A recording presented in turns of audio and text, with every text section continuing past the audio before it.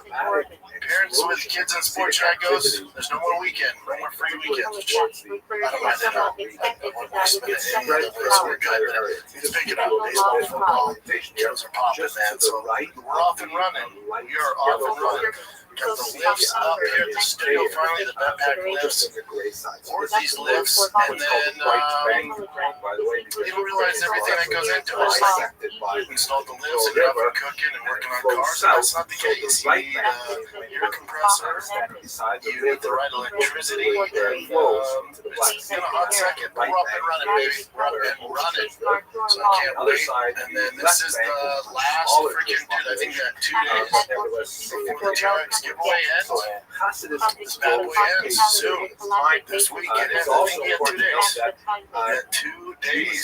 Did they send that to you? Yes. Very well. Really? There's less than 4 days left on the badass TRX. Overhead Drive Fast all cast. You enter your email and phone number. Eventually load your account with a special discount. Every purchase gets you 25 times bonus entries. So get yourself this badass rig. I will miss it when I get it away, but it's time. Yes, it ends in 3 days. I'm a party day, maybe. Entry for a long one. This is a special one, so hopefully whoever wins it loves it. I'm going to give away my baby. So go to tryfastallgas.com. This is my favorite hat we've ever made. I'm rocking right now this white Try Fast All Gas race team. We have a bunch of stuff on there. The Q-Tech collab, the Breaking King Shocks collab. Yeah. Bunch of stuff. Get yourself Diesel Dad, Methane Blue, Superfood Greens on there. We got it all. Get yourself, man. Get the Diesel Dad package. We got everything on there, man. So enjoy, kiddos. Get yourself FastLGas.com. Let's get to it. Bit of a slower week in fighting, but there is some gossip going around the water coolers, or like we call it the Real Housewives of the UFC. Really, it's the Real Housewives of MMA.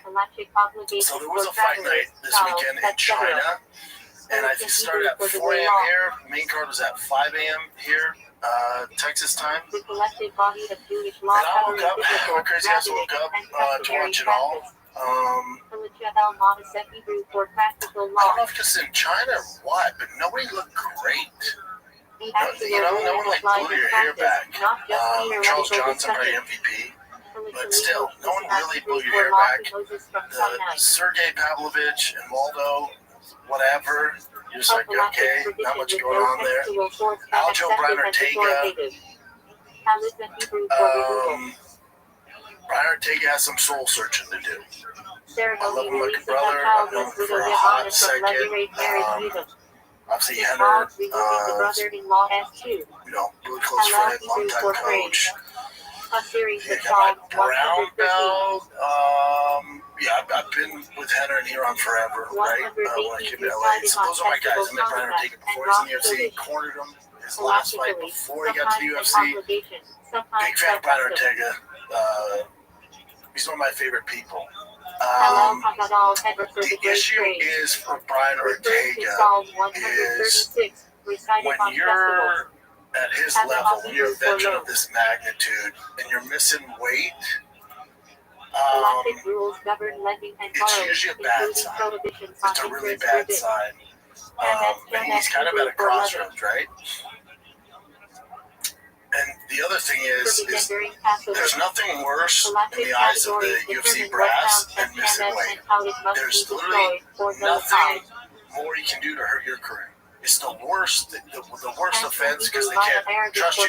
You're not reliable, so then they're sure as hell not going to put you in main events anymore. It makes your life so much difficult in already a difficult career when you miss weight. They just released Homeboy Brian Battle. He's a good fighter, man. But, constantly missing weight, it's a real issue. It's a real issue. So they let him go. Brian Ortega's, contender. He's had some great wins. Obviously, his fight against Volkanovski, he almost pulled it off. But, so for Brian Ortega at his level to miss weight, it's just really disappointing. It's really disappointing. And then here's the thing. So remember Hamzat, he missed weight, right? That dude, catch weight. and that's when he fought Kevin Holland on like a 2-minute notice. But here's the thing: if you miss weight and then you go out there and you put on a helmet and just ball the wall and put on a great performance, they're a little more lenient. Like, all right, man, they're still going to be dicks to you, but they're like, all right, but you did your job. The worst thing you can do in professional fighting is miss weight and then lay a goose egg. That's the worst thing you can do. Because they go, hold up. Not only were you unprofessional and we can't trust you and you miss weight, but then you shit the bed and give a boring performance? Like, dude. Now you're checking all the boxes to... He's not going to get cut, but there's going to be some real issues for him. So whenever I see a veteran of Brian's status, and part of me that bothers me, he's not taking accountability. He was like, well, we're supposed to fight this guy. I don't want to say his name because UFC legend, and we have back and forth. We're supposed to be at 55, and then we're supposed to do this, and we're supposed to do this. So, it's up and down, and then, and then China, coming over here, I'm just like, whoa. I see no accountability. The best thing you do, even if that's the case where it's, they're giving you this matchup, it falls out, you're waiting on this, all I can say is, man, I thought we had it. It's on me. I messed up. It's not on the team. It's not anybody else. Just take accountability. At least the UFC sees that you're taking accountability and you're going to make sure it doesn't happen again. The worst thing you can do when you miss weight is put on a bad performance. He would have been better off freaking going out on a shield and getting finished in the first round than losing a boring 3-round decision where his pace sucked. And he's fallen to the same trap a lot of guys are. What makes Brian Ortega an outlaw, what makes Brian Ortega so good is his jiu-jitsu, his threat on the ground. That's what makes him an outlaw. Yes, he has knockouts. Frankie Edgar and stuff like that. He's had some great finishes with his hands and knees and all that shit. What makes Brian Ortega a top 5 talent is not his striking. It's not his footwork. It is his jiu-jitsu. He's so dangerous on the ground. But for whatever reason, these guys get a certain level, like Bo Nickel, I gave you a ton of other examples, where they go away from what makes them special because, and it's not a knock on Brian Ortega, there's a ton of guys in the UFC like this. Brian Ortega is not an elite level striker. He hasn't been doing it long enough to be considered elite. And you say, well, he knocked out Frankie Edgar, he knocked out this, and that's fine. There's an older Frankie, but we can argue that. Again, what makes him very special is his jiu-jitsu. So when he beat Yair Rodriguez, who's a phenomenal striker, did he beat him with combinations and leg kicks? No. He submitted him. Whenever he doesn't have the ability to create scrambles or to create guard play, he's usually get beat by the better strikers. He just is. Diego Lopez, Aljo's a better striker. Diego Lopez is a better striker. Yair Rodriguez, that TKO shoulder injury, that was dicey. Volkanovski, right? And he almost pulled that off. Max Holloway. These guys are better strikers. He's not an elite level striker, but you get a big win over Frankie Edgar, you get some stuff going, and all of a sudden, you're like, I'm just keep it on the feet. Because that's actually easier to do inside the octagon. It's easier cardio-wise, pressure-wise, just to keep it on the feet. Because you're going to be draining your energy tank, you're going to be getting tired, and it's scary for guys to do. So I think Brian knows I love him, Heather knows I love both of them dearly. I think they need to have some soul searching. Okay, how are we going to get back on the right path? Because now you've lost 4 out of your last 5. And your last one, you missed weight. What are we going to do? What are we going to do where our jiu-jitsu is priority? Whether it's jumping to half guard, mixing it up, working more on takedowns. I'm not seeing a lot of evolution in this wrestling and this jiu-jitsu. I'm seeing mainly a lot of pad work. So that makes me question, not Henry, he's a jiu-jitsu coach. He has nothing to do with that. Makes me question his camp. I think it's a fair question. It's a fair question, even with Aaron Pico, to go, he's been great with Greg Jackson. He's been great. He's been on this great run. But is someone in that camp trying to manage his aggression? at a high level, that aggression is going to be used against you. So if your cam's not telling you the right things, Jamal Hill, there's certain guys that you're like, dude, if your camp's not telling you this stuff, you should probably find a different camp. If Bo Nickel's team is having them work on fucking combination leg kicks as I'm talking right now, and you're listening to this, you need to go to another team. There's not enough hours in the day for Brian Ortega, Bo Nickel, these two outliers as far as grappling goes. There's not enough fucking hours in the day for you to catch up, to be competitive in the fucking UFC in order for you to get to a title shot. It's never happening. Yet y'all want to do that. I don't understand it. I just don't. I just don't. I have no idea. It's like you got a drag car that's it's the fastest in the world, it's the very best in the world, like going fucking straight in a quarter mile, and you want to take it off road. The fuck? That's not what it does.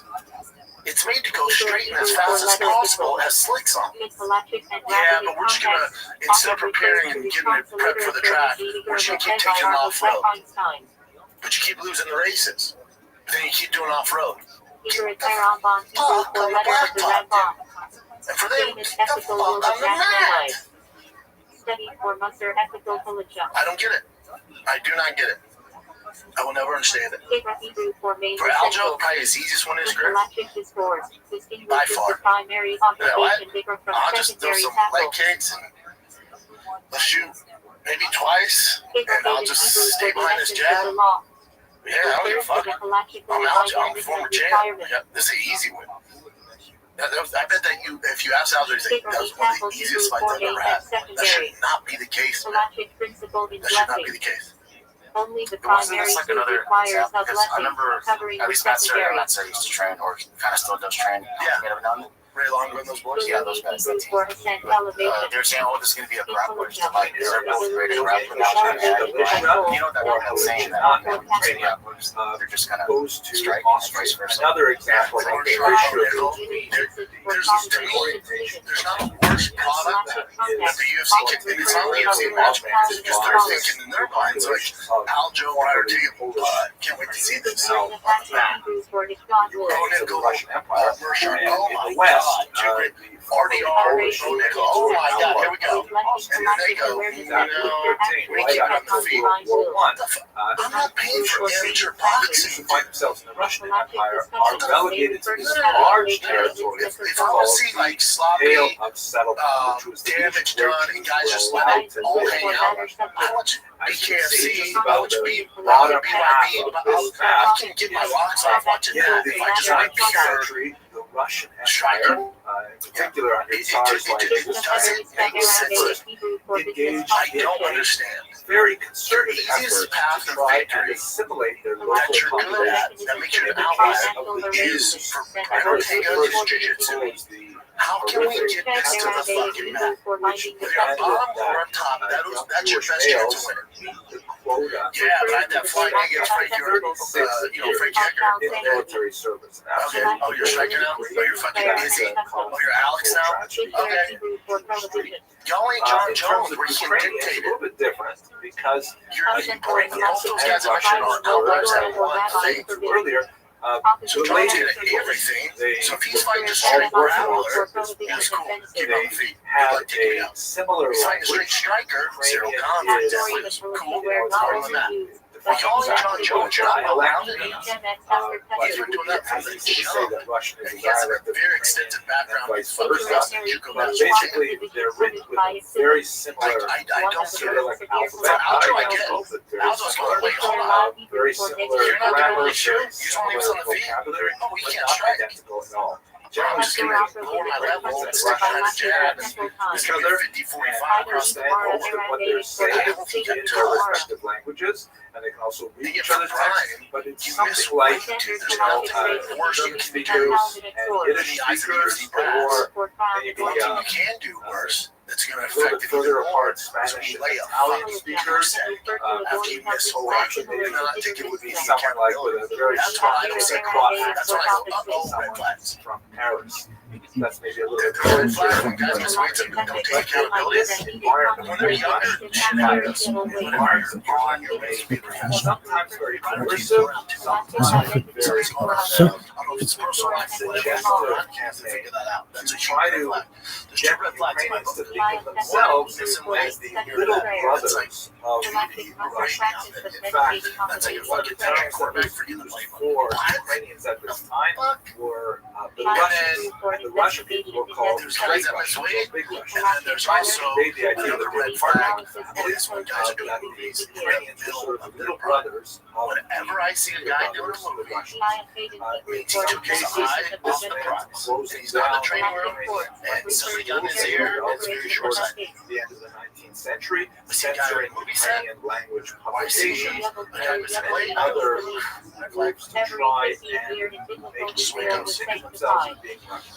Yeah, but you wake up at More in 5 mind a.m. that this is a period when Ukrainians were just beginning to I was like, silent. articulate Fuck yeah. their differences, which obviously went back for centuries, but had not really You just been pissed me off defined there. as such. You know, it's like, come on, Era boys. in the late Come on, 19th boys. century, when all the Come on peoples now. of Eastern Europe, One of the the 12 Jews, tribes. are beginning to explore the idea of their That made cars. self-determination It just and wasn't their right. national Alright, guys, let's get up right back in this juicy ass episode, because I'm here to talk to you about Yiddish language that is known for the Yiddish literature, about the hangover. standardization of Cool. Yiddish, This is an incredible functional beverage brand, revolutionizing how we drink centuries to feel good times of perfect alcohol alternatives. No effect, you actually feel. There's a small amount of THC and CBD, also mushrooms to create the a great effect without all the weird downsides of alcohol. No, these aren't like your typical edible. and should None of how edibles are there in the Wild West. You feel each blend in 10 minutes, right? Within 10 minutes, the effect will last about an hour and a half. Similar to cocktails, small enough for your mom. This is try, but stackable if you want to dial it up, fellers. They ship it all across the United States, so head on over to beautifulbreeze.com/shop. SHAP. There's a code SHOP for $5 credit and free shipping on your first. This map here, That's all the physician before use if you're a permanent nursing or have any known suspected allergies or medical conditions or taking any medication. FDA is not evaluating these products for safety or efficacy. Products are intended for 21 plus. the Jewish population is Sterling and Ortega was actually 5 rounds, and then Algermain was on, I think it was every Friday on my but a significant amount of it spills over it's 5 rounds. into the We're neighboring not going to pay Austria 5 round fight. Romania. It's minor taking This is of course very heavily and these cultural boundaries, linguistic and religious boundaries are often much more significant. How do you not negotiate? Why would you do the So same during the around Revolutionary era, So if you're leading working up a to 9 to World 5, War I, and then just to especially give you an example, that would be like 1917 when the Russian so Empire you're collapsed, 40 hours. a lot But of this people week you're gonna work 60 hours. And your mom is going, oh cool, thanks for working 60 hours. actually We're gonna pay you like you establish some worked 40. kind of There you go. independence Okay. from the Russian Is that Empire. not fucking At free? first, it's envisioned in the form of a The whole federated Fire Russian your state manager. that would Here's the stand thing, up figure it out, to dude. nationality. You, first of all, you miss weight. Like You fucking land goose egg. heavyweight champion You who was compete kind for of 5 rounds. moderated You beat the exact same like it's fucking international And expression. then It's this you national decide history you're fucking a glory world championship boxer. It's Aljo because you're worried about his wrestling. organization Kiev called the Central Rada, or Central Council, It was Monday, so if with Monday the idea of hammering out a rapprochement between the many we gotta get on with the great fucking call here. minorities, but also the significant national You're not minorities. giving your 10% of this fight, dude. Jews, the You Poles, made me the fight 2 Germans, the extra Russians, fucking of rounds course, in the calling all had different ideas in about China. how to shape the China, I flew across the post-World fucking War world. I got picked the Unfortunately, exact same. years after World War I, And you also represent by my own. violence, And as as civil war erupted, So you fight many the internal And doesn't he external want to make more forces money? active in Ukrainian territory. There was an attempt, specifically managers by are so, I'm not a manager, inheritor managers of are so the scared Rada, the director, to establish that connection with the Jewish minority. to say, This directory was led by this man, Simon Petliura. Unfortunately, Ukraine was submerged by political violence at the time, in particular, there It's, were please explain to me why you let these guys do this. concentrated here 1919. And one of the great paradoxes of this period is that 40% of the reported TG's my boy. were actually committed by the troops that ostensibly were loyal to the Ukrainian Petliura, who had a minister of Jewish affairs. Was this very come off as a surprise to you that you had to be filed out? Because no, they told us during Ultimately, contract. Soviets were able to seize control over most of the territory, and they established a new country. You guys ever sit here with me? USSR Goes up and goes, Soviet hey man, I know Socialist you Republic. should work 40 Here hours. on this map, Let's wrap it up to 60 hours this week. You're oh, cool. I'm going to pay overtime. the white line that is faint In what other line of work do you just go? outside Okay, temporary that tracks. boundaries. That But makes what sense. significantly is And that then you actually send that 5-year-old back to the office and you go, SSR. here's the other thing. You know how The you blue area just to the west represents those Ukrainians who found themselves not in the Soviet orbit, but within independent interwar boundaries. And once again, you see that picture where a large bulk of Ukrainians now find themselves associated, whether they like it or not, with Moscow and the I don't know. What are you into? What are you Socialist into? Republics, and a minority in Western Ukraine. John Walker, dude, I thought Again, for whether they sure like it or that's not, saying meaning. Yeah, he's Poland, never been out first round. John Walker's had some issues with his chin. He gets clipped. I'm like, oh, notice that it's not just I love Johnny's why he did that warm again. sort of yellow circles that have the number 3 You know all what it is? represent This includes me. Jewish Fighters, population. including myself, we're just As as we saw in earlier maps, there's a You know what high that is? density That's what it boils down to. We didn't start fighting because we're fucking and trying to especially cure cancer, or we're gonna fucking figure which at out this point a is global war. That's just there's a not. lot to say It's not our about thing. the nature of Soviet rule in Ukraine. Johnny Walker, he starts doing the war. I'm like, no. That's a rule trick. Johnny Walker's a guy who changed camps. Artificial He terror needed this one. orchestrated by Stalin Yeah, but same and thing. bombings of Ukraine. Yeah, because you have somebody who's doing really well. And China, that crowd's going nuts. When we get starched Against the Russian communists. Tough one. I'm Very trying to give high, some breasts to particularly this accelerated and level of anti-Semitism that was specifically attached to the notion To all stars in China, that's just so much money. that the Jews were somehow behind communism and behind obviously much more to say about this complex period. The craziest thing in the news right now is Rampage Jackson's son, who's been on. What ends up happening in World War II yes, is that You know his son? Russia is yeah. temporarily Jackson, so he divided was doing some. He went to an event, Stalin wrestling event, one of his buddies invited him. known as the Molotov For whatever reason, one of the wrestlers. Stalin and Hitler You know, I think it's agreed best if I to just put this physically So his divide buddy invited him to this wrestling event. This is what happened. the South side on hand and the North side on the other, very much like the cynical relations of Poland 2 centuries earlier. and I'll be And so transparent. I like part John. of the Western Ukraine found itself suddenly under control of Soviets. It's just by nature. My initial thought was Years, when I heard about Soviets this. subjected When Western I heard about this, I'm like, Ukraine how to can I do that? rapid process of You can ask Mayor Jackson. You can ask Rampage. How can I defend? Everyone's seizure coming of intellectuals, of intelligentsia, various types, priests and teachers and postal clerks, and you name it, torturing them and ultimately murdering them. But So what I happens look at in Operation Operation Barbarossa, Barbarossa, which is June So I look at all the videos. 1941, I look is at that all the Hitler videos. double-crossed I watched the full live stream and all that. invades the Soviet off guard, and I had to see this back I can't defend this. into I can. Russian It's SSR. hard to defend. And it's taken over almost all I can of tell you how I Ukrainian led to this. So territory. for those of you Ukrainian that don't SSR is know, almost and it's everywhere, I think it's helped based by on the that. Nazis. So Rabbi Jackson's son For our purposes, is that Hitler sends out 4 wrestling event, training like squads lower levels, not WWE, but same wrestling. lowest one to It's not even called fake wrestling because guys get fucked up, but it's which, for choreographed wrestling, right? I think it's probably like off the so he countryside, gets there. rounding up There's an older dude who's a veteran, but he's an old, scrappy political vet of that figures, wrestling world. Jehovah's Witnesses, And he takes an empty can. It's a guy like an empty can. It's empty with smaller things. Takes it out or whatever. Yeah. And he shoves it against his head. Pretty cool. I think he was aware of it. As far as I know, and this is right when he walks in, as far as I know, this was planned. He does that.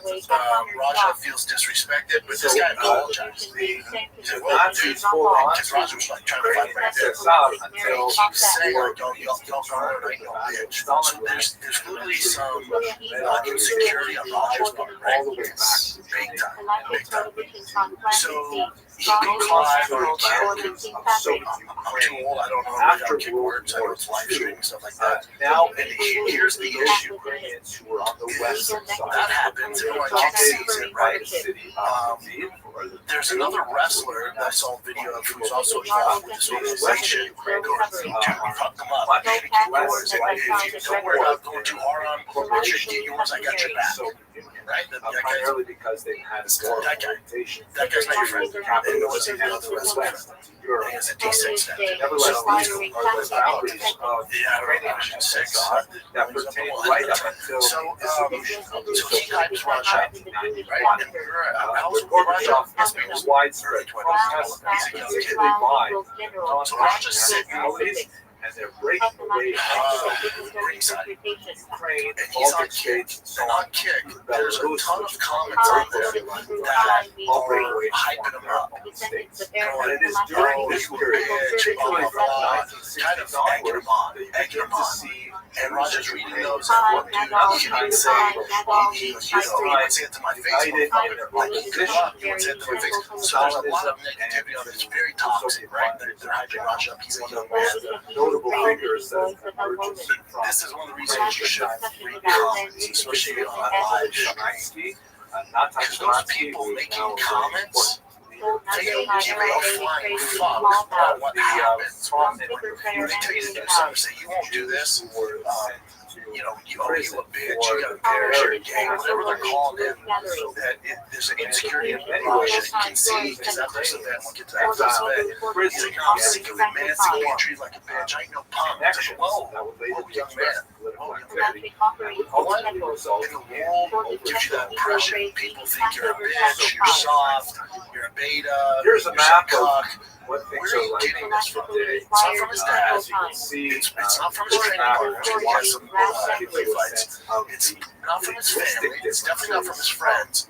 It's from these trolls online who are egging you on to do bad things.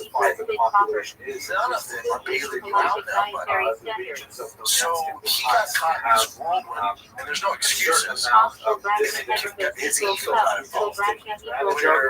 Perhaps Clearly, some backed up anger from someone going, I don't know what it's from. I don't know him that well. I know Randy very well. But I don't know his son that well. Met him once, twice. So there seems to be some pent up anger, but it came out as this on a live stream, which it could be worse. So However, it's very clear so you see this gentleman who's in the hospital. They have several face fractures, concussion. as well. Here's the other thing. You're going to hear people go, that dude who got the pro wrestler that messed up, he should sue Raja. Perhaps most ironically, the current So just so you guys know the way these lawsuits work, is in fact Jewish I himself. would go on a limb here and say neither of them have The one. secret of I know this for a fact Raja doesn't have one. He's a young kid trying to find his way. He hasn't made money fighting. And you're going to say, well, he's Rampage's son. That doesn't mean shit. Rampage is successful, but he's a grown man. So have that doesn't mean if you sue Raja, you get to Rampage's money. It doesn't work like that. So just so you guys know, they'll keep saying, oh, sue Raja. That dude, that wrestler, you're going to get nothing. You're dealing with a very young kid who has no savings, no endorsement deals, that doesn't have a fucking goose egg of money stored away. He's a young kid trying to find his way in this world, so the lawsuit's going to go nowhere. It's going to go nowhere. That's going to go nowhere. So that doesn't make a lot of sense to me. You guys are thinking because he's rapacious son, he has money. That's not how this works. So that narrative isn't going to, it's just not a way out to fix how this has happened. You're going to see a lot of that online, oh, there's a lawsuit coming. Sure. We assume his 1994 Civic SI. Where do you come from? The only time suing makes sense is if someone with money did you wrong. That's it. That's why when you see two big dogs going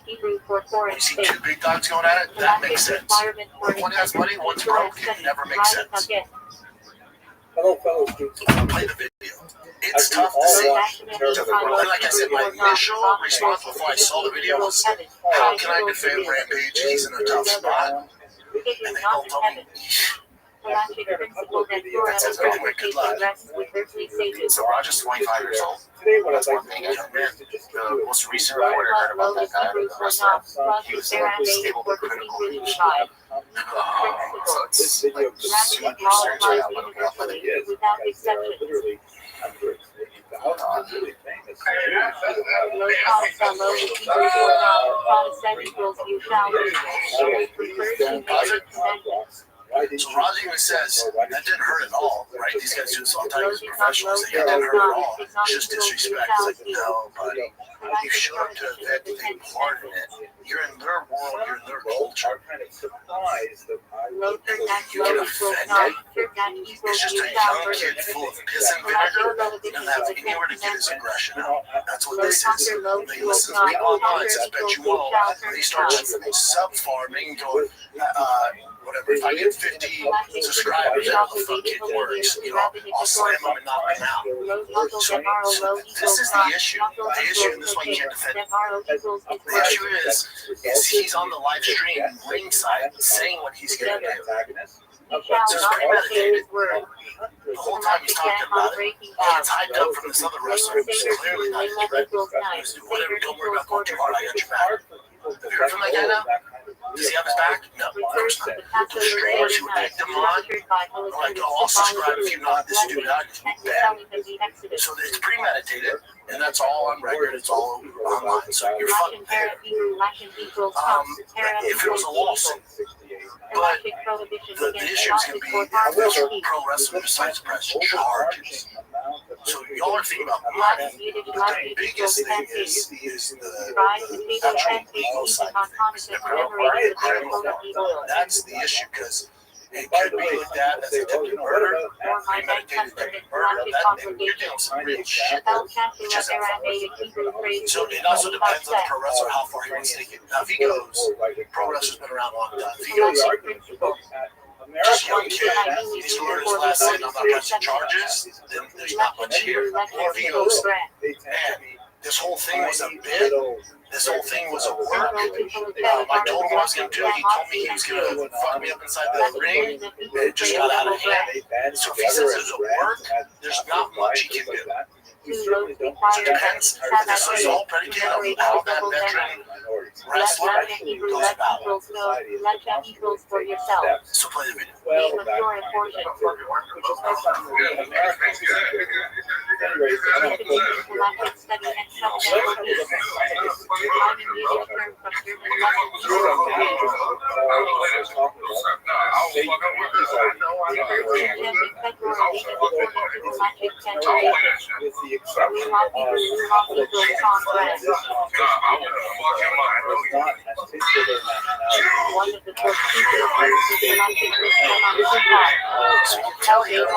The guy's kind of, see the guy's in on it. He goes, whoa. He's yelling. He's knocked out there. If only he had the same aggression.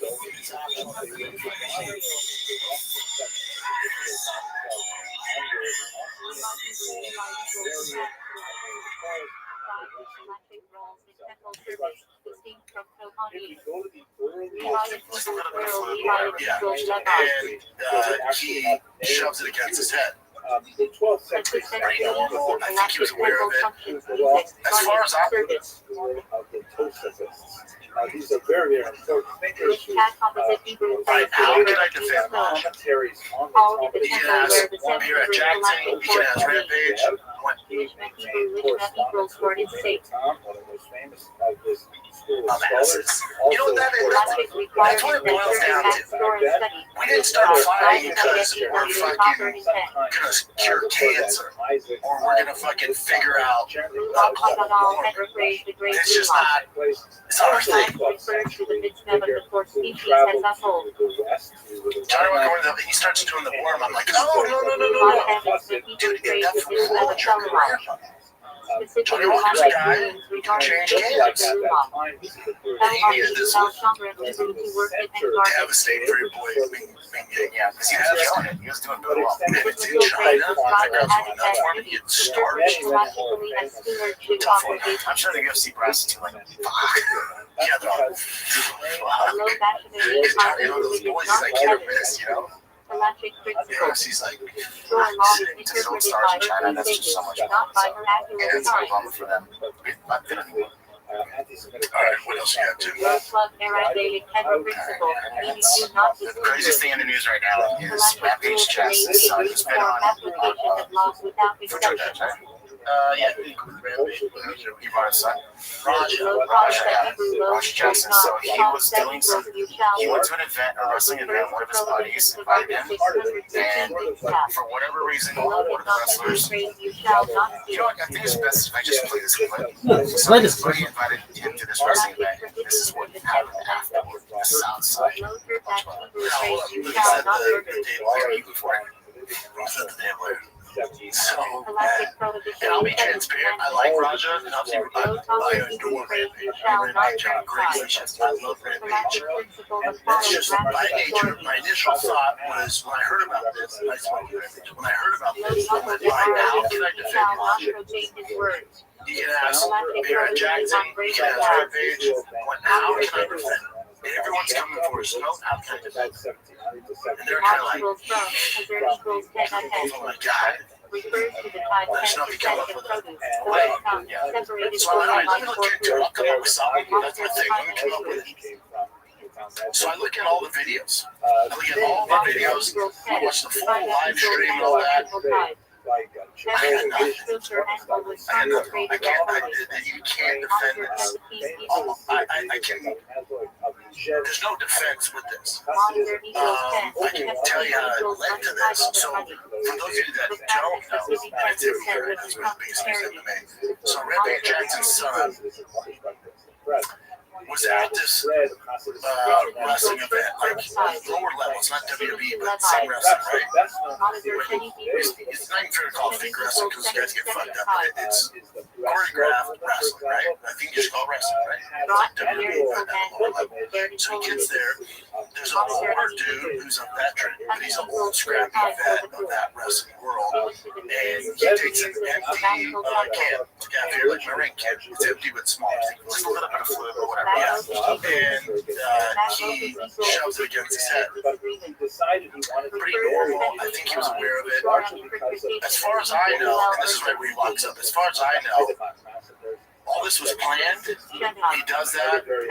Raja feels disrespected, but this guy apologized. He's like, "Oh, dude," because Raja was like trying to find him right there, and he keeps saying, "Like, yo, come on, I know, bitch." So there's already some insecurity on Raja's part, right? Yes, big time.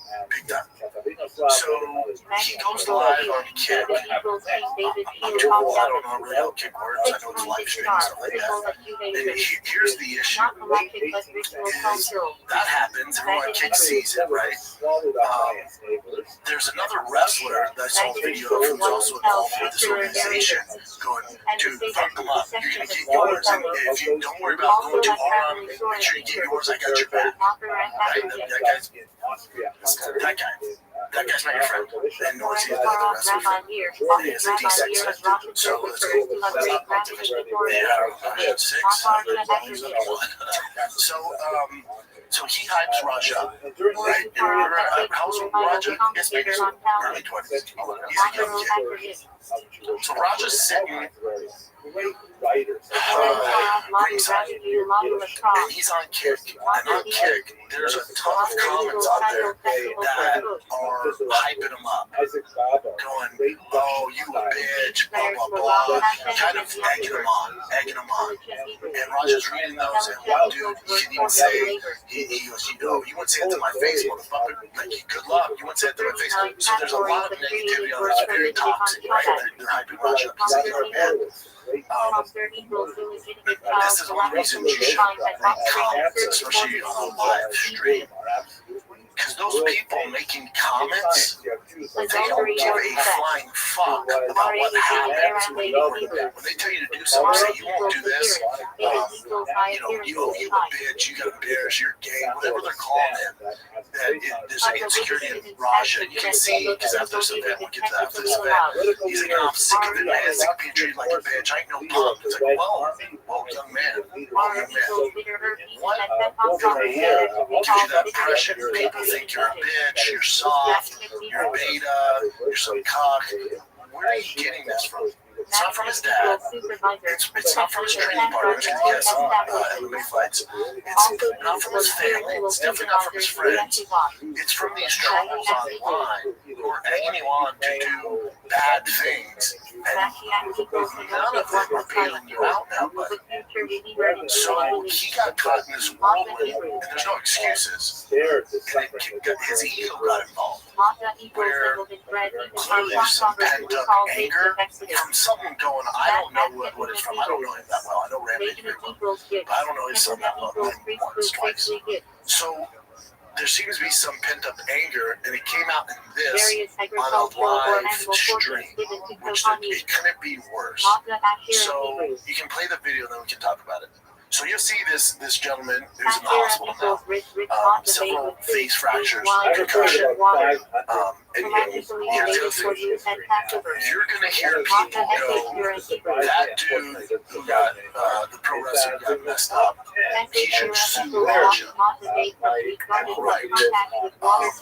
So just so you guys know the way these lawsuits work, I'm going to go on a limb here and say neither of them have money. I know for a fact Raja doesn't have money. He's trying to find his way. He hasn't made money fighting. And you're going to say, well, he's Rampage's son. That doesn't mean shit. Rampage, yes, is successful, but he's a grown man. So that doesn't mean if you sue Raja, you get to Rampage's money. It doesn't work like that. So just so you guys know, you keep saying, oh, sue Raja. That dude, that wrestler, you're going to get nothing. You're dealing with a very young kid who has no savings, no endorsement deals, that doesn't have no fucking goose egg or money stored away. He's a young kid trying to find his way in this world. So the lawsuit's going to go nowhere. It's going to go nowhere. Absolutely nowhere. So that doesn't make a lot of sense. You guys are thinking because he's Rampage's son, he has money. That's not how this works. So that narrative isn't going to, it's just not a way out to fix how this has happened. You're going to see a lot of online, lawsuit coming, sure. What are you suing for? His 1994 Civic SI? What do you come for? The only time suing makes sense is if someone with money did you wrong. That's it. That's why when you see two big dogs, going at it, that makes sense. One has money, one's broke, it never makes sense. Play the video. It's tough to see. Like I said, my initial response before I saw the video was, how can I defend Rampage? He's in a tough spot. And they both told me, that says it all. My good luck. So Raja's 25 years old. That's one thing. And the most recent report I heard about that guy, the wrestler, he was in stable medical condition. It's like super serious. I got one up with it. Equals rest refers to combat rest. Somewhere around the 10th century,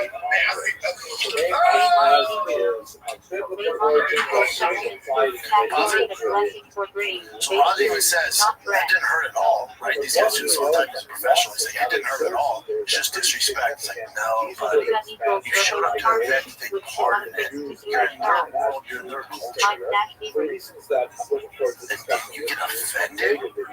It's just a young kid full of piss and vinegar, doesn't have anywhere to get his aggression out. That's what this is. This is people online, it's his picture wall.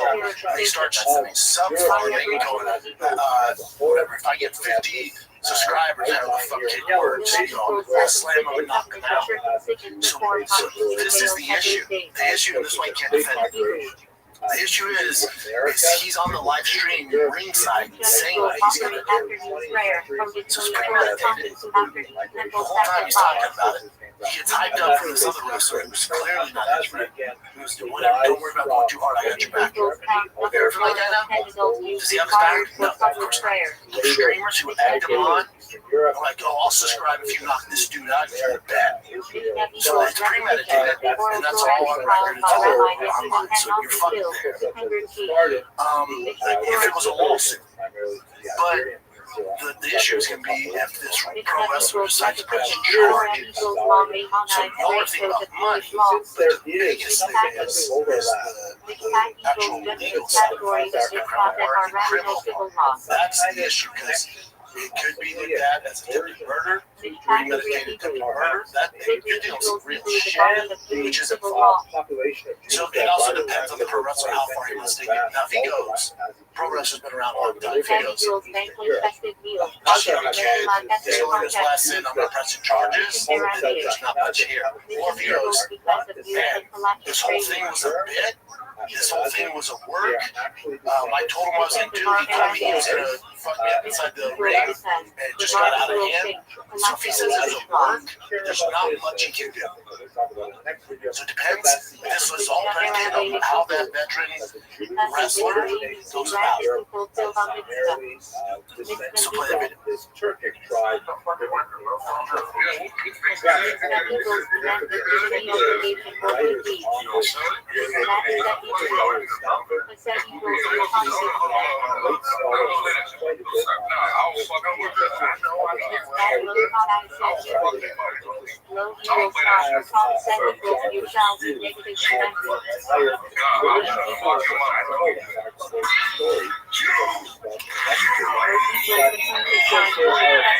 So you can tell he doesn't really know what's going on. The guy's kind of, see the guy's in on it. He goes, whoa.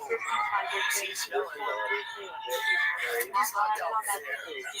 Big gap. Only have the same aggression as actual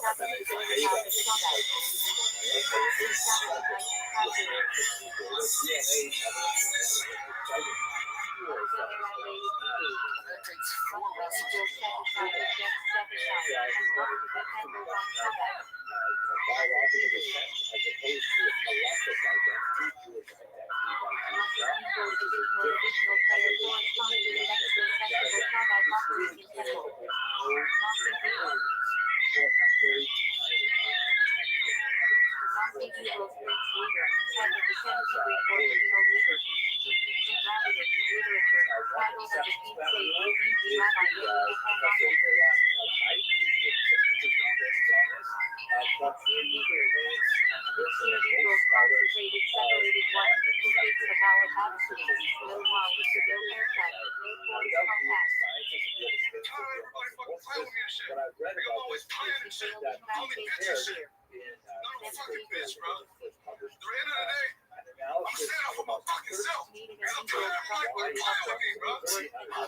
There's something else going on. He's living in that world. He just read the comics. That's his own thing. It's not real.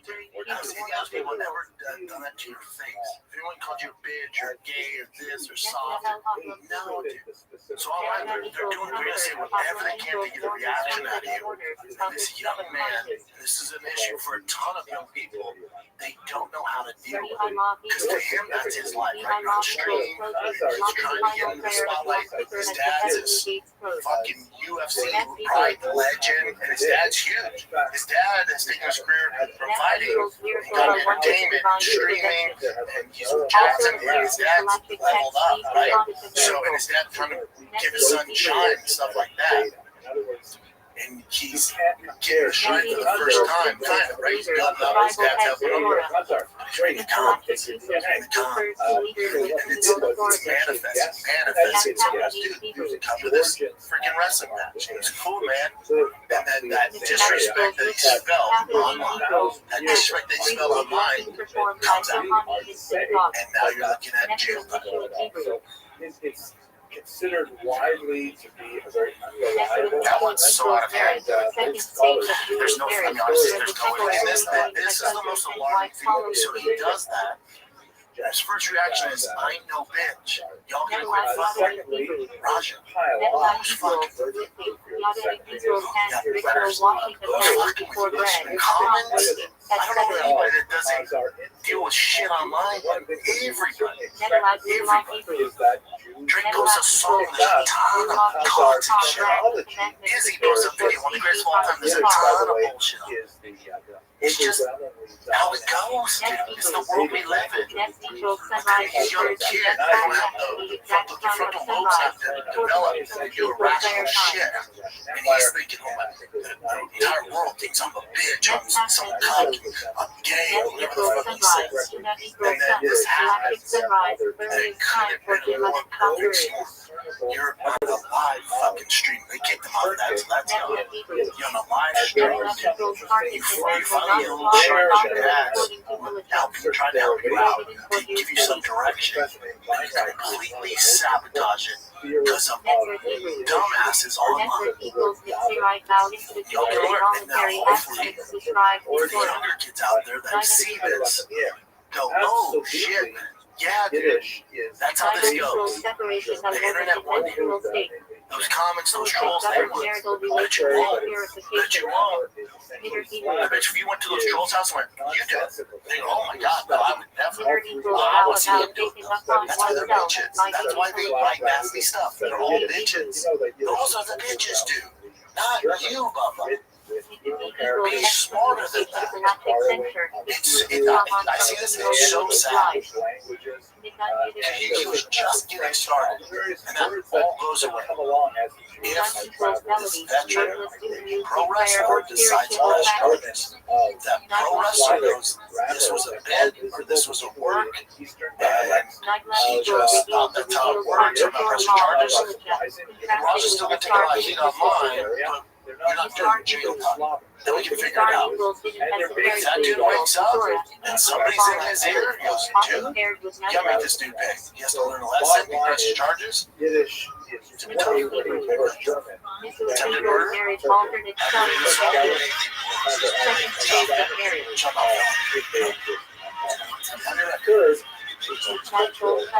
I can't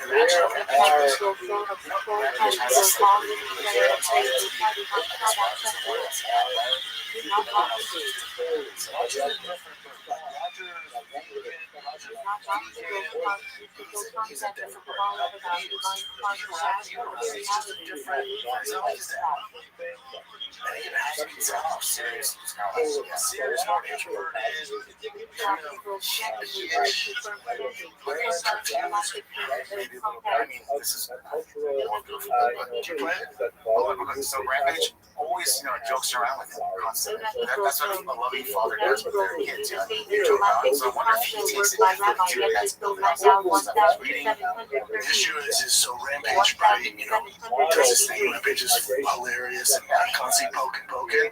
And that's your dad. That's what he does. He probably grew up around it. He might not like it. And it just multiplies because they raise the comments. They're like, oh yeah, you a bitch. Oh, your dad's right. Oh, you're gay.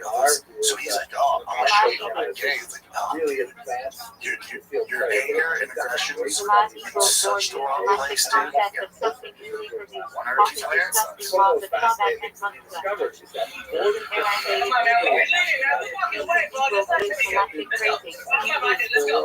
Let's go, Roger. Let's go. Roger, let's go. Roger, I'm telling you, let's go. Listen to me, Roger. Listen to me right now, Roger. Let's go. Oh, you ever saw us go like a shit? Let's go. You ain't gonna do shit to me, bro. No one's trying to fuck with you, dude. No one's trying to fuck with you. This was gonna be a fun thing for you. Furthermore, statistically speaking, there are significant similarities. Yeah, and there's stuff earlier on too where he's talking about his, he got knocked out, or not knocked out, sorry, he got chased by a scoring session of one of his spinning kick and sparring, which Rampage got pissed off about it. He was like, you don't do that, don't spar.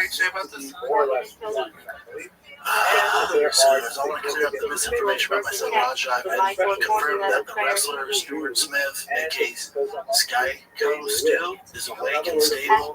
Raja was unexpectedly hit in the side of the head by him moments before Smith's match. Raja was told that he could get his payback in the ring. I thought it was part of the show. I think it was, but Raja just took it to another level. It was bad judgment and a work that went wrong. Raja is an MMA fighter, not a pro wrestler, has no business involved in an event like this. I don't condone my son's actions at all. He suffered a concussion from sparring with me 2 days ago. I have no business to anything remotely close to physical contact. As a father, I'm deeply concerned with his health and the well-being of Mr. Smith. That being said, I'm very upset that any of this happened, but my main concern now is that Mr. Smith will make a speedy recovery. I apologize on his behalf and I care for the situation. Yeah. What can you say? It's just a young kid full of piss and vinegar and the comments egg him on, and now he's realizing that that's probably not the way to go. Based on what I've heard, the spot with Roger Jackson at Knox Pro Wrestling was planned. However, Roger Jackson knocked the person out, renamed Skyo Stu, and followed up with a lot of heavy punches. Skyo Stu, Psycho. That's just a funny, weird way of doing it. Okay, Psycho Stu, which were not planned. Damage to was rushed to the hospital with serious injuries. We were working to find out more of Stu and our thoughts. This guy hasn't been wrestling before. Is there any update? That's what I found out like 2 hours ago or something. It was stable, but stable, but critical condition. This is from the actual promotion. First and foremost, our thoughts and prayers are with our brother, Mr. Stewart, Psycho Stu, as he remains a priority for monitoring his well-being. What was supposed to be a planned agreed upon wrestling spot turned to a selfish, irresponsible act of violence. This act is reprehensible and never should have occurred. In 17 years of operating Pro Wrestling Academy, there has never been anything heinous take place like this, and we apologize. Yeah, there's just a bunch of different. It took him a while to even get up, but at least he got up there. Yeah, from what I saw, he clearly concussed and has fractures in his face. You just gotta hope there's not some internal bleed or something like that. I mean, if he's right now in critical condition, I mean, anything could happen at this point. This is from TMZ. So LAPD wants to launch an investigation.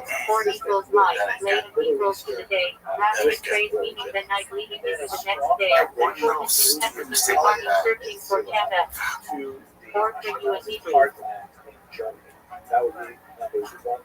If it should be done since Psycho Stu, the hospital where the inside goes, he was fine and recovering. Keep going down. Sources close to Vid tell TMZ can guarantee Roger will never be allowed at the pro wrestling match again. Yeah, no shit.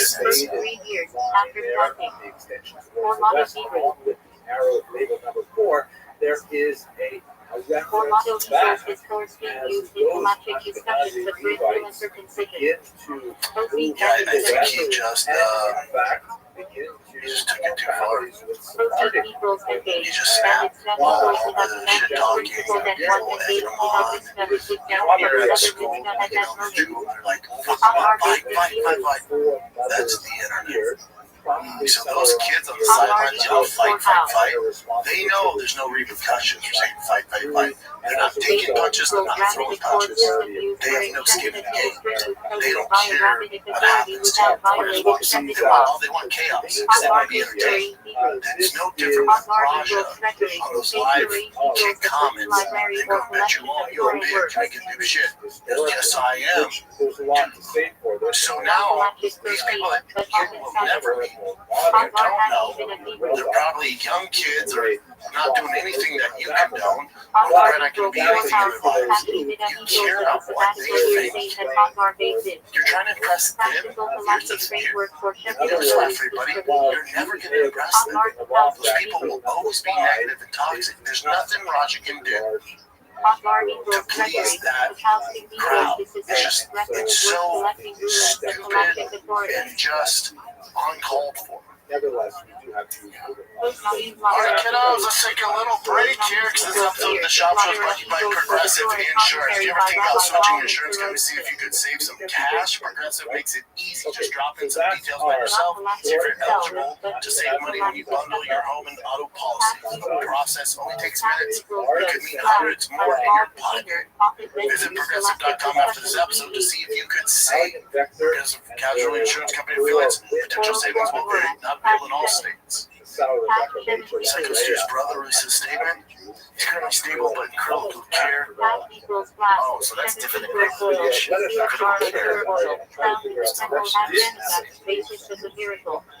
He's stable but critical concern. He's stable but in critical care. So that means That ain't good. No. Why they were in critical care? Anyways.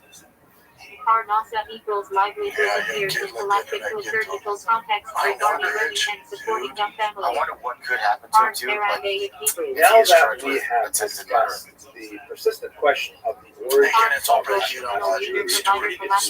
let's go straight to Khazarian. What exactly do we know about the story of the conversion of the Khazarian region? no, this is like when you show you're the one that showed me The story of Khazaria is especially fascinating when you think about The initial the way reaction it is has just been how I received operate. I was by. like, defend these kids, get so much shit on This them. is what the German historians call Geschichte, the history of the People are saying, oh, how that Stuart's got ideas, it. reforms, things developed and spread around. Most of the element of the Red September's Geschichte. yeah, but when I first saw the video, I thought it was a water bottle and it was a can. And then when it was a can, I was like, oh shit, I want to fight this guy back. And then I looked at the video again. Very, very If you notice it, he puts his hand on his head and then like, 12th century. basically, Yeah, but let's say John Story says of I called you. is That's essentially what the story So pro wrestling match goes down, and you'll have you this involved. great poet, Cool. I'll give you details on our way there. I'll pick you up on the same Friday night The next story Friday. goes like this. Pick you up on There is this You're gonna do the thing. How do we get there? somewhere around Some the wrestlers. 30 Do something is pitch off, right? like Like over spiritual something like that. ritual, And then that will build into the way you take it and make that people. And you have and then he does it, and all that stuff. That would be like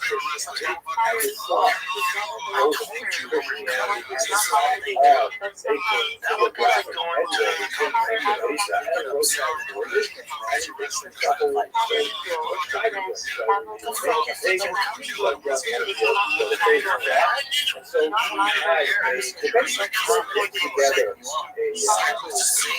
the schoolyard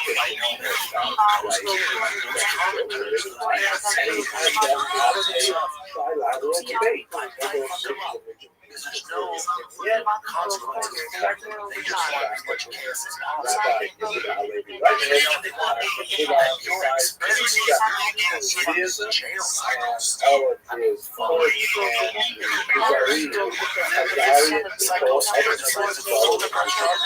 Attempted murder. It's gonna get bad. notice that there is a 500-year difference between the setting of the story and the authorship of the story. That's right. We're not talking about that. That's a lot of time. We have to understand that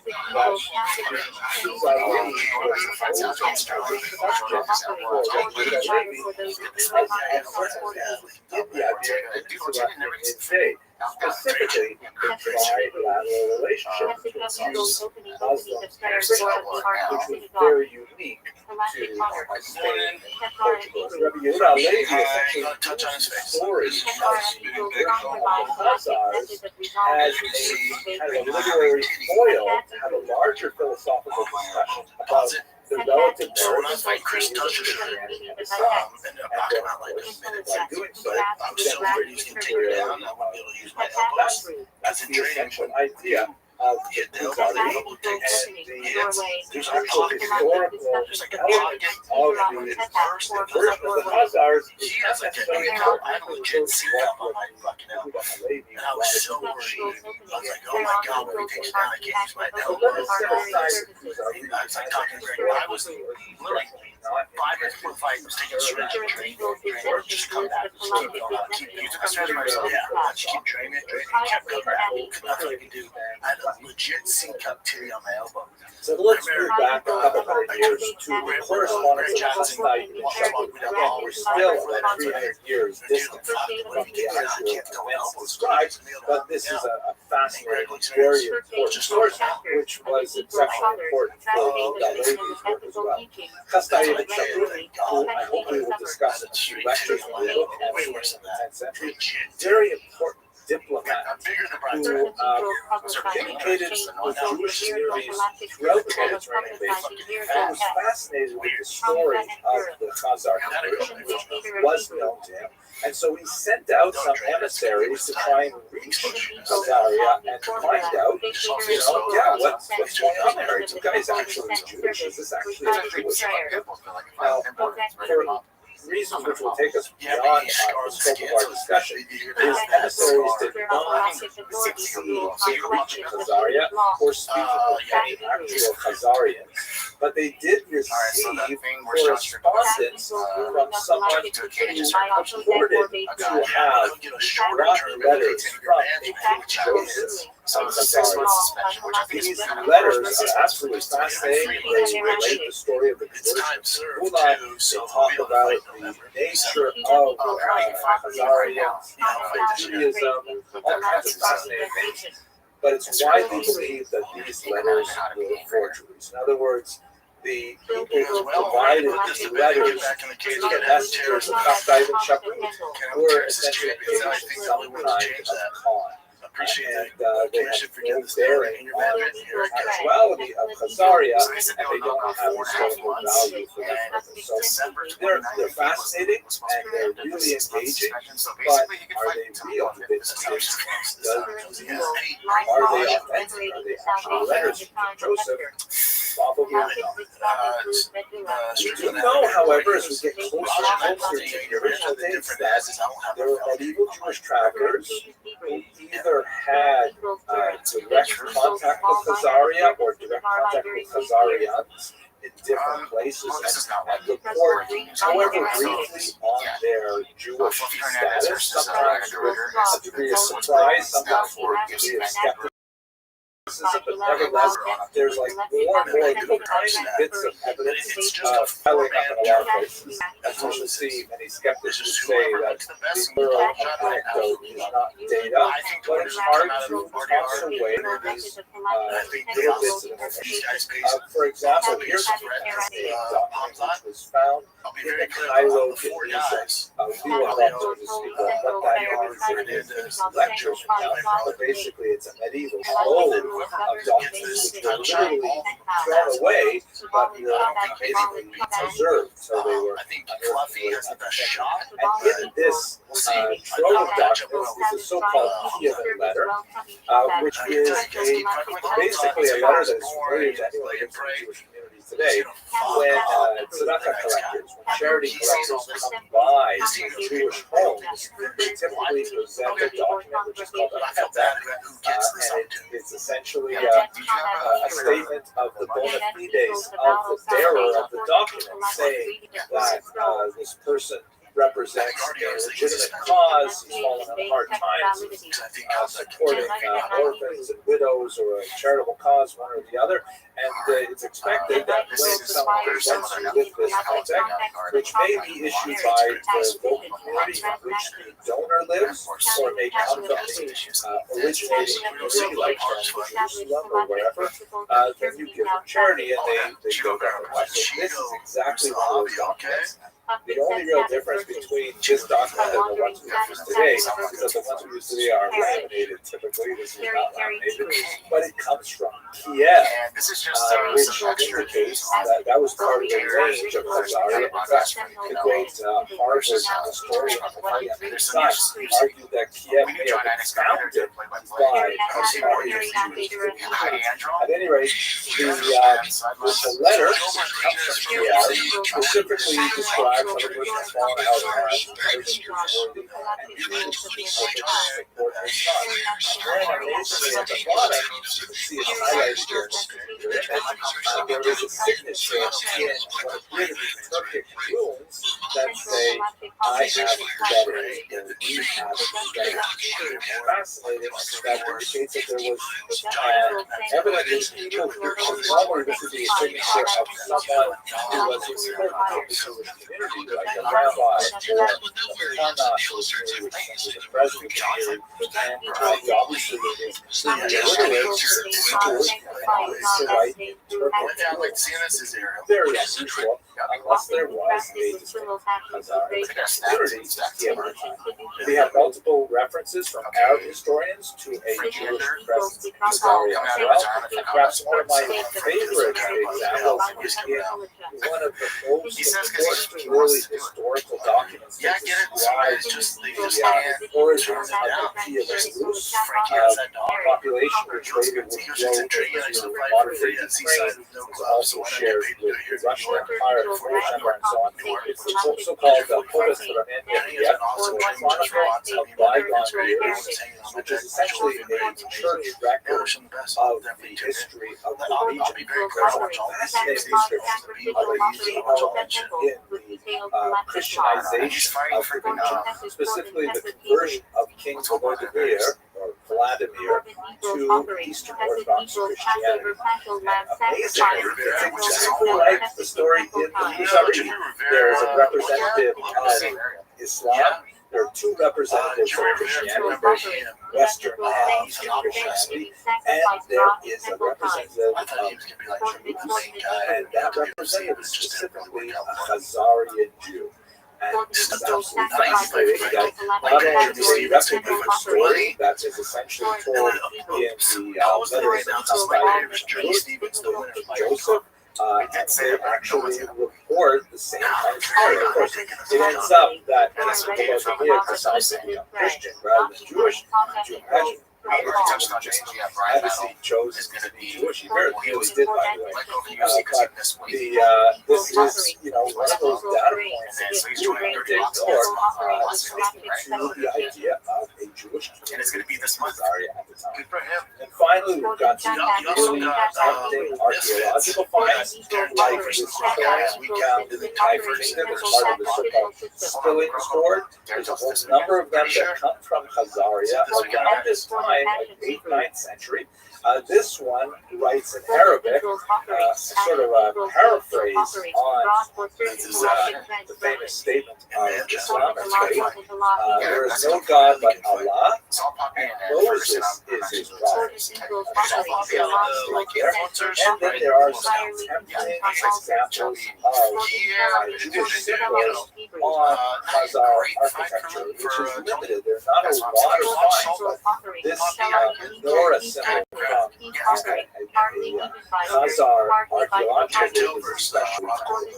So all of these things come together to suggest that something really important happened in this region in the 8th century that involved Judaism. But what exactly did happen? Let's have a look at that.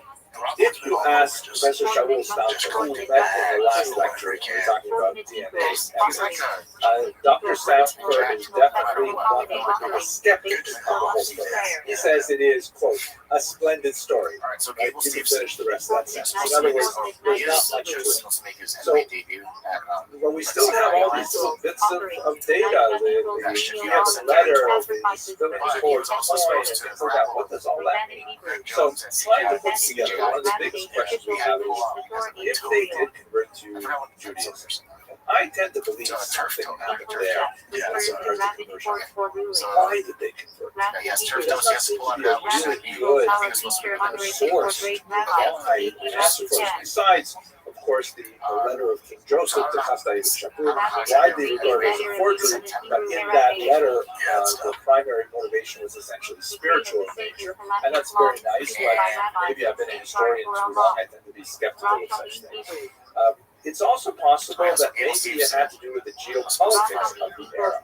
The Khazars did fight two brutal wars with they did see the rapid expanse of Christianity, which would overtake Ukraine and then Kiev in short order. So, maybe they chose to adopt Judaism as some kind of potential neutral position. Perhaps they hope to say that, hey, Jews are tolerated in Muslim lands under the Coptic Czar earlier, and Christian lands so that they witness. Maybe they thought they could carve out some independence there. But we also have to remember that there is remarkable silence regarding their association with the Mexican Jewish population in Mesopotamia, which is really not so far away. This was really the world center of Jewish intellect and rabbinics and writing and so on. Why is there silence from Mesopotamia and the Khazar conversion? Who converted them? If not the rabbis active Babylon in Mesopotamia, was it the Karaites who we haven't had the opportunity to discuss yet? Why do we have no Karaite sources either? So a lot of questions about why they moved. Secondly, how Jewish was this nation, both in terms of qualities and in terms of quantity? I mentioned already that we don't have a clear sense as to whether these authors were rabbinic orientation or Karaite orientation. The documents like the key of the letter just indicate that that particular individual who had gone to Egypt with the purpose of raising funds had fallen in hard times. But it doesn't really say much about his personal religious orientation. We don't really have clear evidence as to what kind of Judaism they took on. We also, very importantly, don't know how many of them Jewish. Is it possible that this was kind of like a royal conversion? Like see, for example, with Helena of Abiabenet, who changed to Judaism for her husband, Jewish. Is it possibly similar to a conversion into Simeon in the Peninsula? We simply don't know how many Jews converted to Judaism. It could be that this was simply a local conversion that took place in the upper strata. It did not extend to the lower population as a whole, who remained essentially pagan. Thirdly, perhaps contributing to ongoing history of the Khazars. There's more video. It's just they go. That the empire lost its political position in the 10th century when Sviatoslav of Kiev was destroyed from the last time. But they seem to pop up every now and then in the chronicle of bygone years. That was a couple hundred years later. We still have reference to Khazars as Jews, but they don't seem to have that impact on the demographics of the region. We already discussed in previous video the lack of DNA evidence of their continuing relationship with Ashkenazi Jews. Did they perhaps an impact on some of the smaller Jewish populations like in the Caucasus, like the Mountain Jews perhaps? We simply don't know. Now, as I mentioned in the beginning of the last video, I get a lot of questions and a lot of attention about content. Sometimes I have to actually shut off these comments because they just get way out of hand. You might wonder if this is your first time encountering these questions. Why do people care? What is the big deal on some obscure 8th century event? So the implications are actually quite significant for 21st century politics.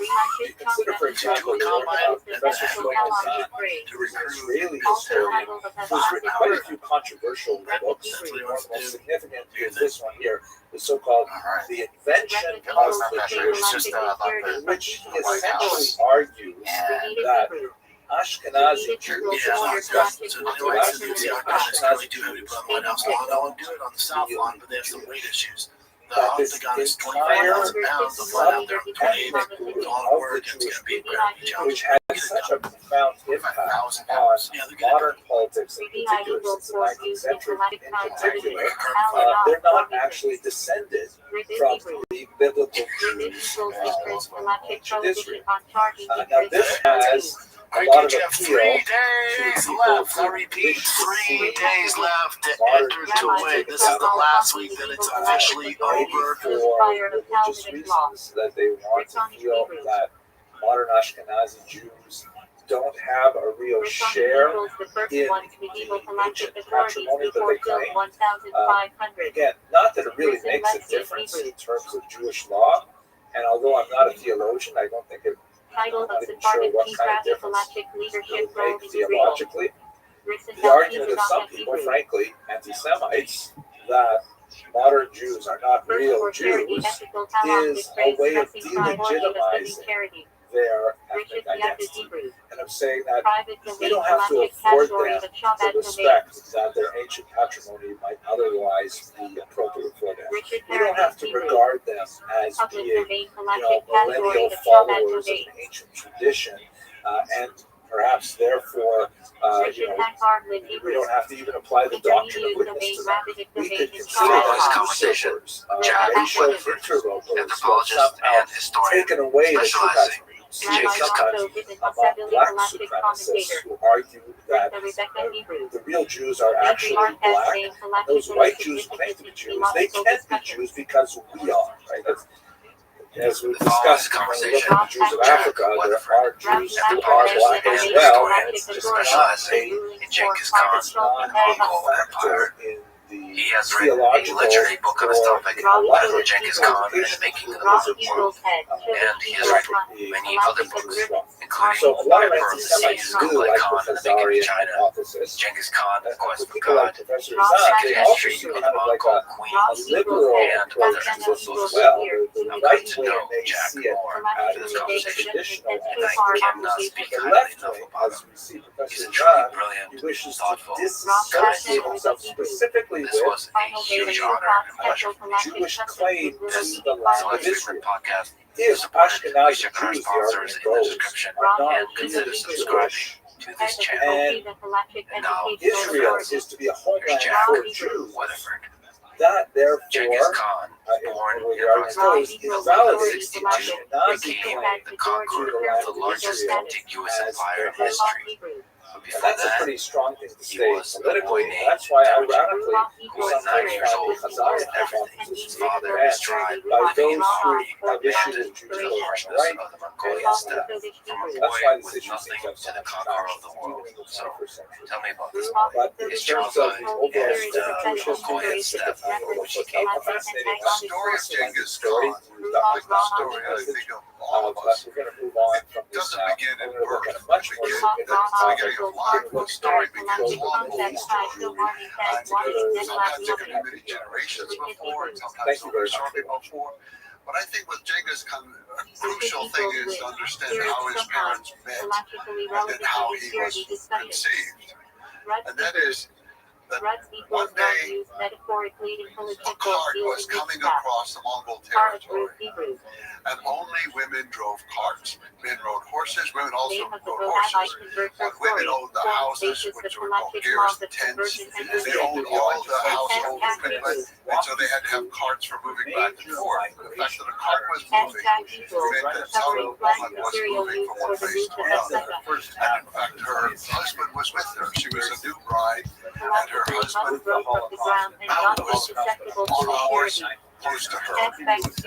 So what happened was a man named Yasuke look at your father, Genghis Khan. Yasuke was up on the hill. He was hunting with his falcon. The words of the secret history of the Mongols are very clear. He looked down and he saw a glimpse her, but he knew she was young, and she was a new bride. And he rode back to camp.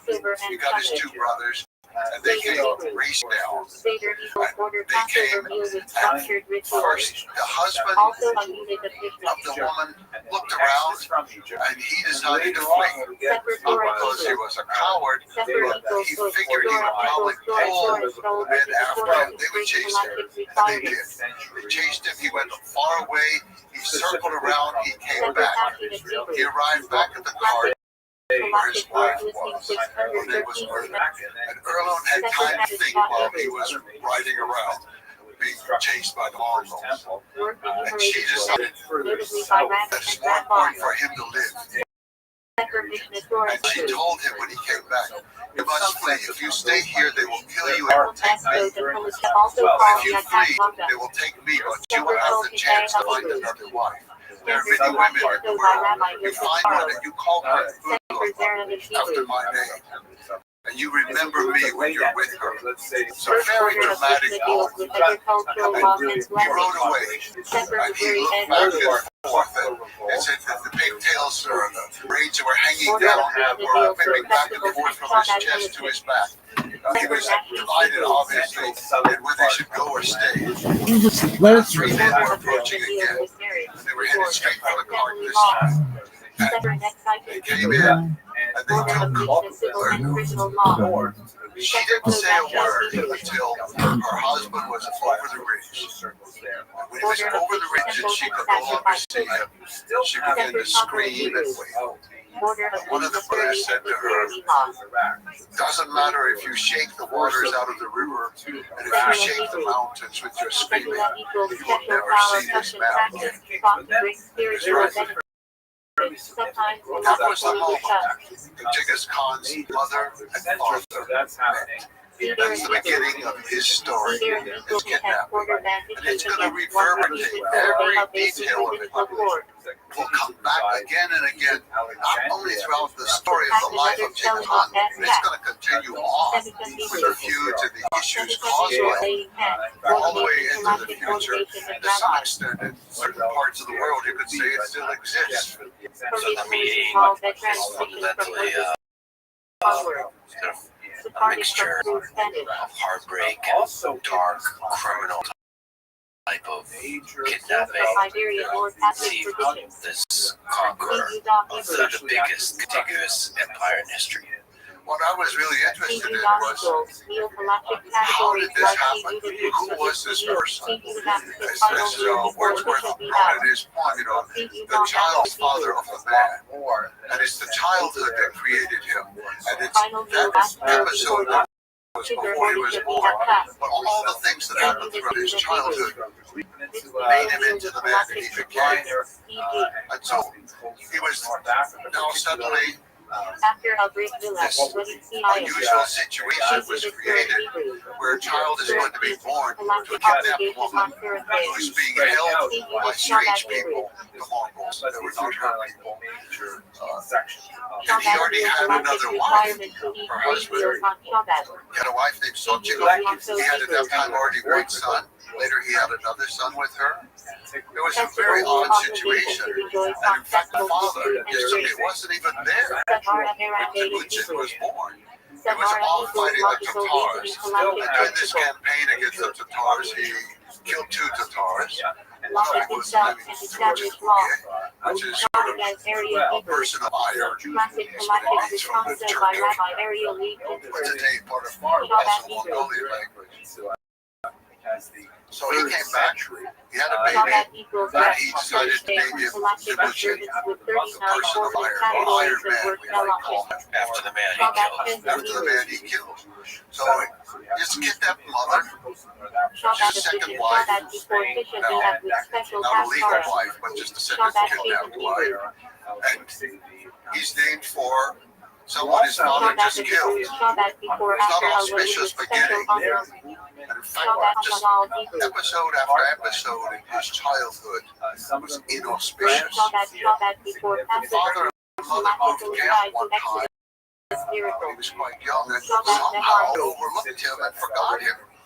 He was left behind. So here's this young child, we don't know what age, but he was 4 or 5 maybe. And he was left behind, and it turned out some other people, the Taichu, found him. And then they kept him for a while, and eventually he was reunited with his father and mother. And it's odd to me that I never have any inkling of a spark of relationship much between the father and the son. Because then when Temujin is 8 years old, his father decides to take him off to find a wife, which finding life in the Mongolian terms means you give the child to them, or you give the boy to that family, and he will live with them, and they will raise him up, and they will train him the way they want before he could marry their daughter.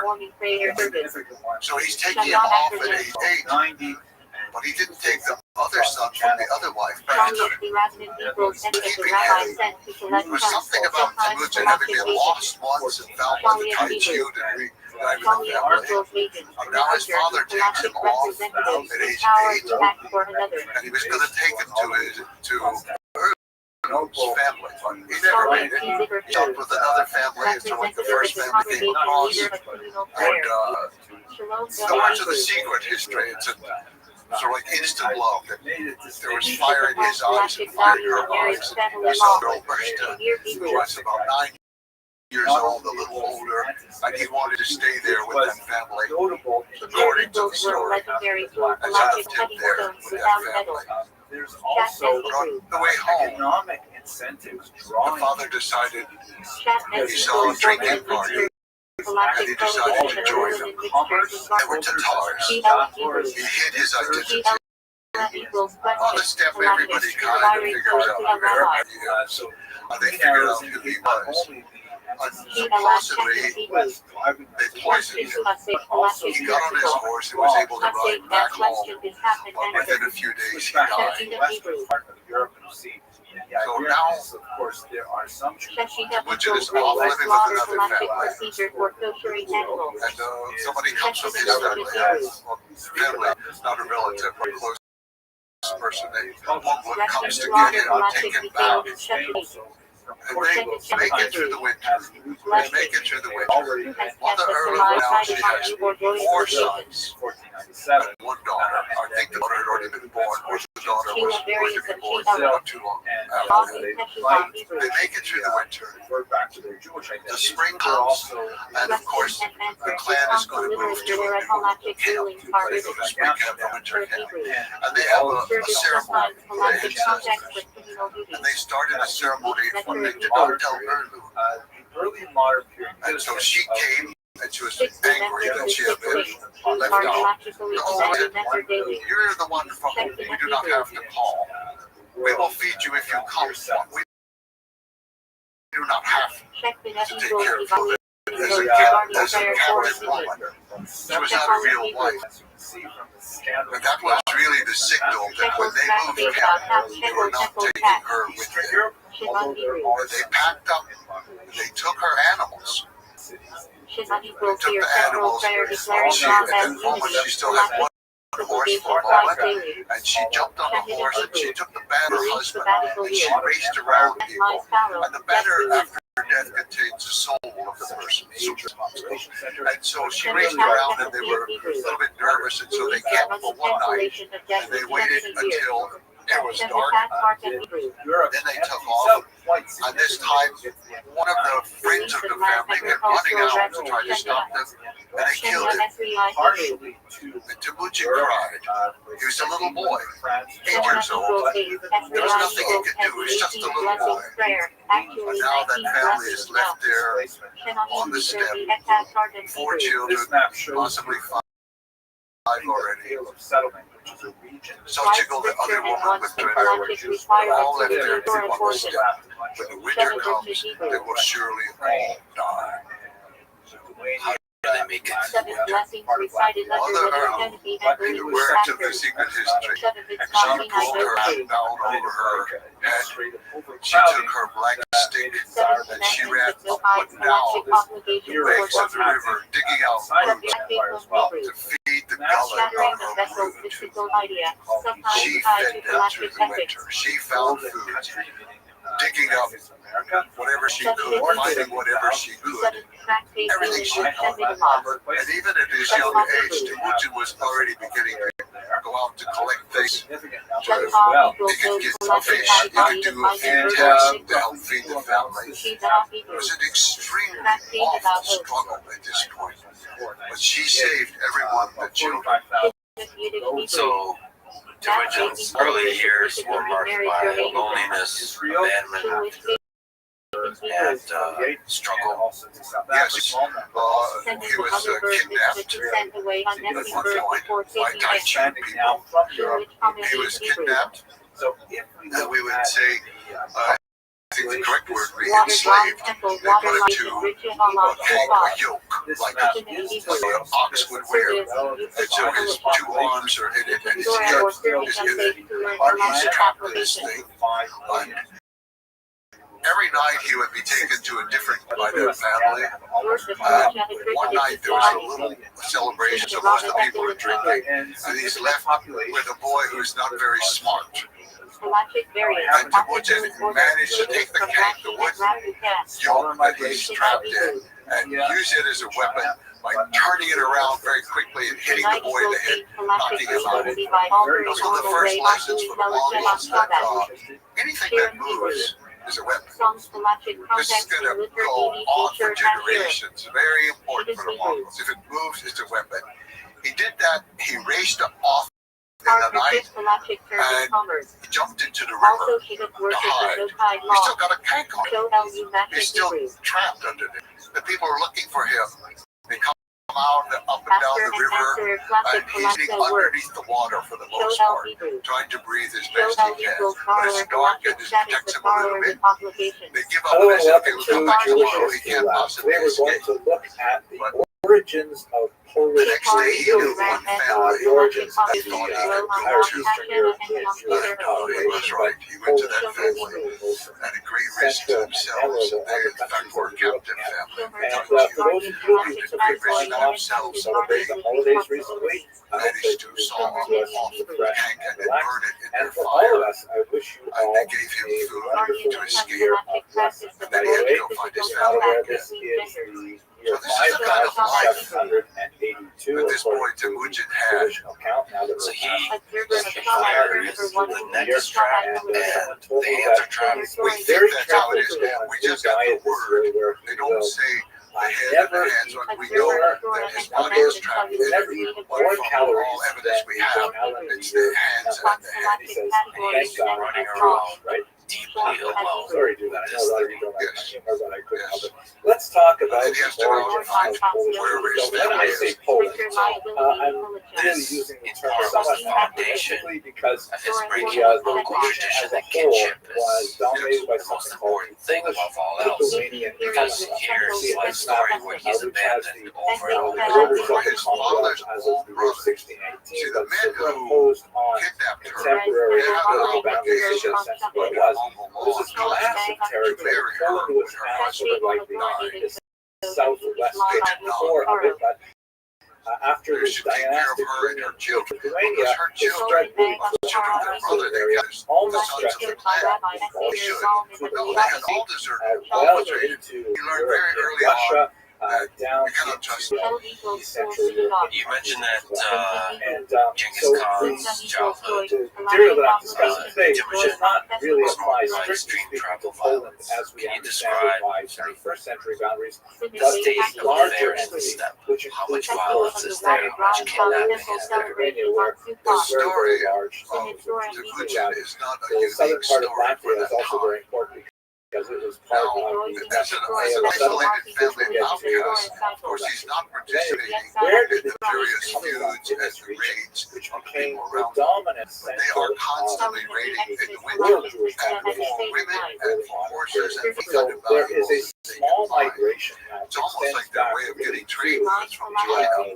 The first century raid the other in order to find out whatever they have for textiles or And these are metals that come from Mongols produce nothing. and They make their way produce through the felt to Khazari make their Empire tents. as well. But they were not The Christian. extent And so of they had to Khazari get these influence items is very, very difficult to quantify. It appears Even throughout in the genealogy, there are occasional references.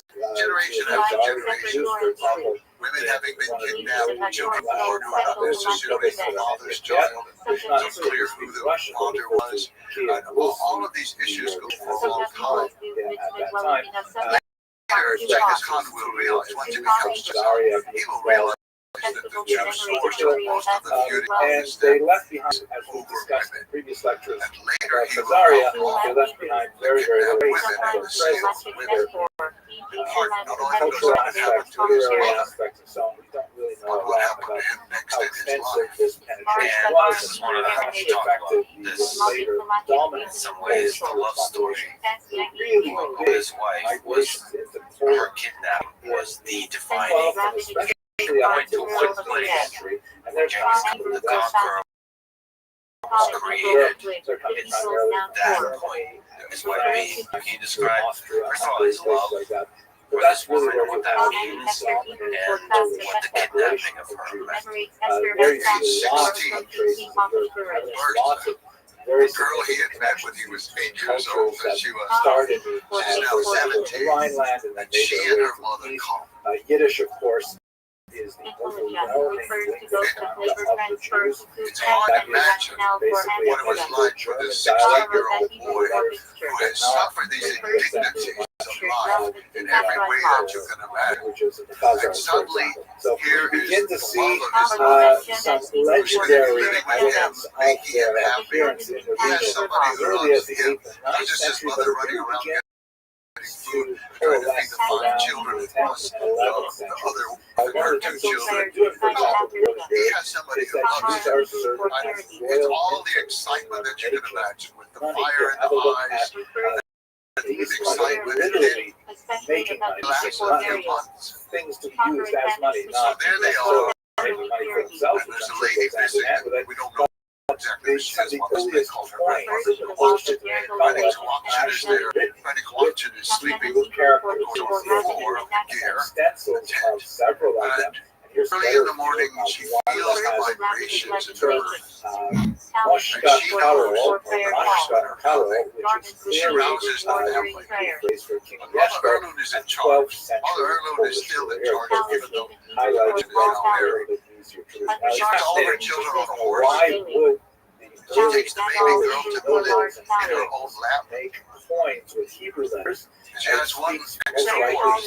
to widespread illiteracy, which was partial to the region, and She the knows fact that just who the men are. She has no idea. They're coming in the dark. They're coming working for with a woman. money. They know there's a girl there. This family of outcasts is a Rather, girl. They we'll have a know lot more to say about this in that they're coming.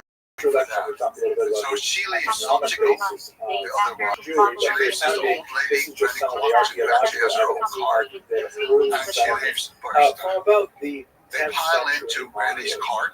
when we look at why migrated to Attackers get down. Lithuanian Mother colonies, Erlund is right. She's able to get her children off to the mountain, and to coal the factories, mountainside, away from factors them, which because the men are so focused on out this of cart, Western Europe finding out and how there many are women factories are in which there and who they are. into Eastern So Europe. Mother Eastern Erlund Europe was definitely saved her a family. place of refuge for Jews. See their subtle representation by And Luther realizes he's representation obeyed his as mother, who is but he's lost the most important thing in his life.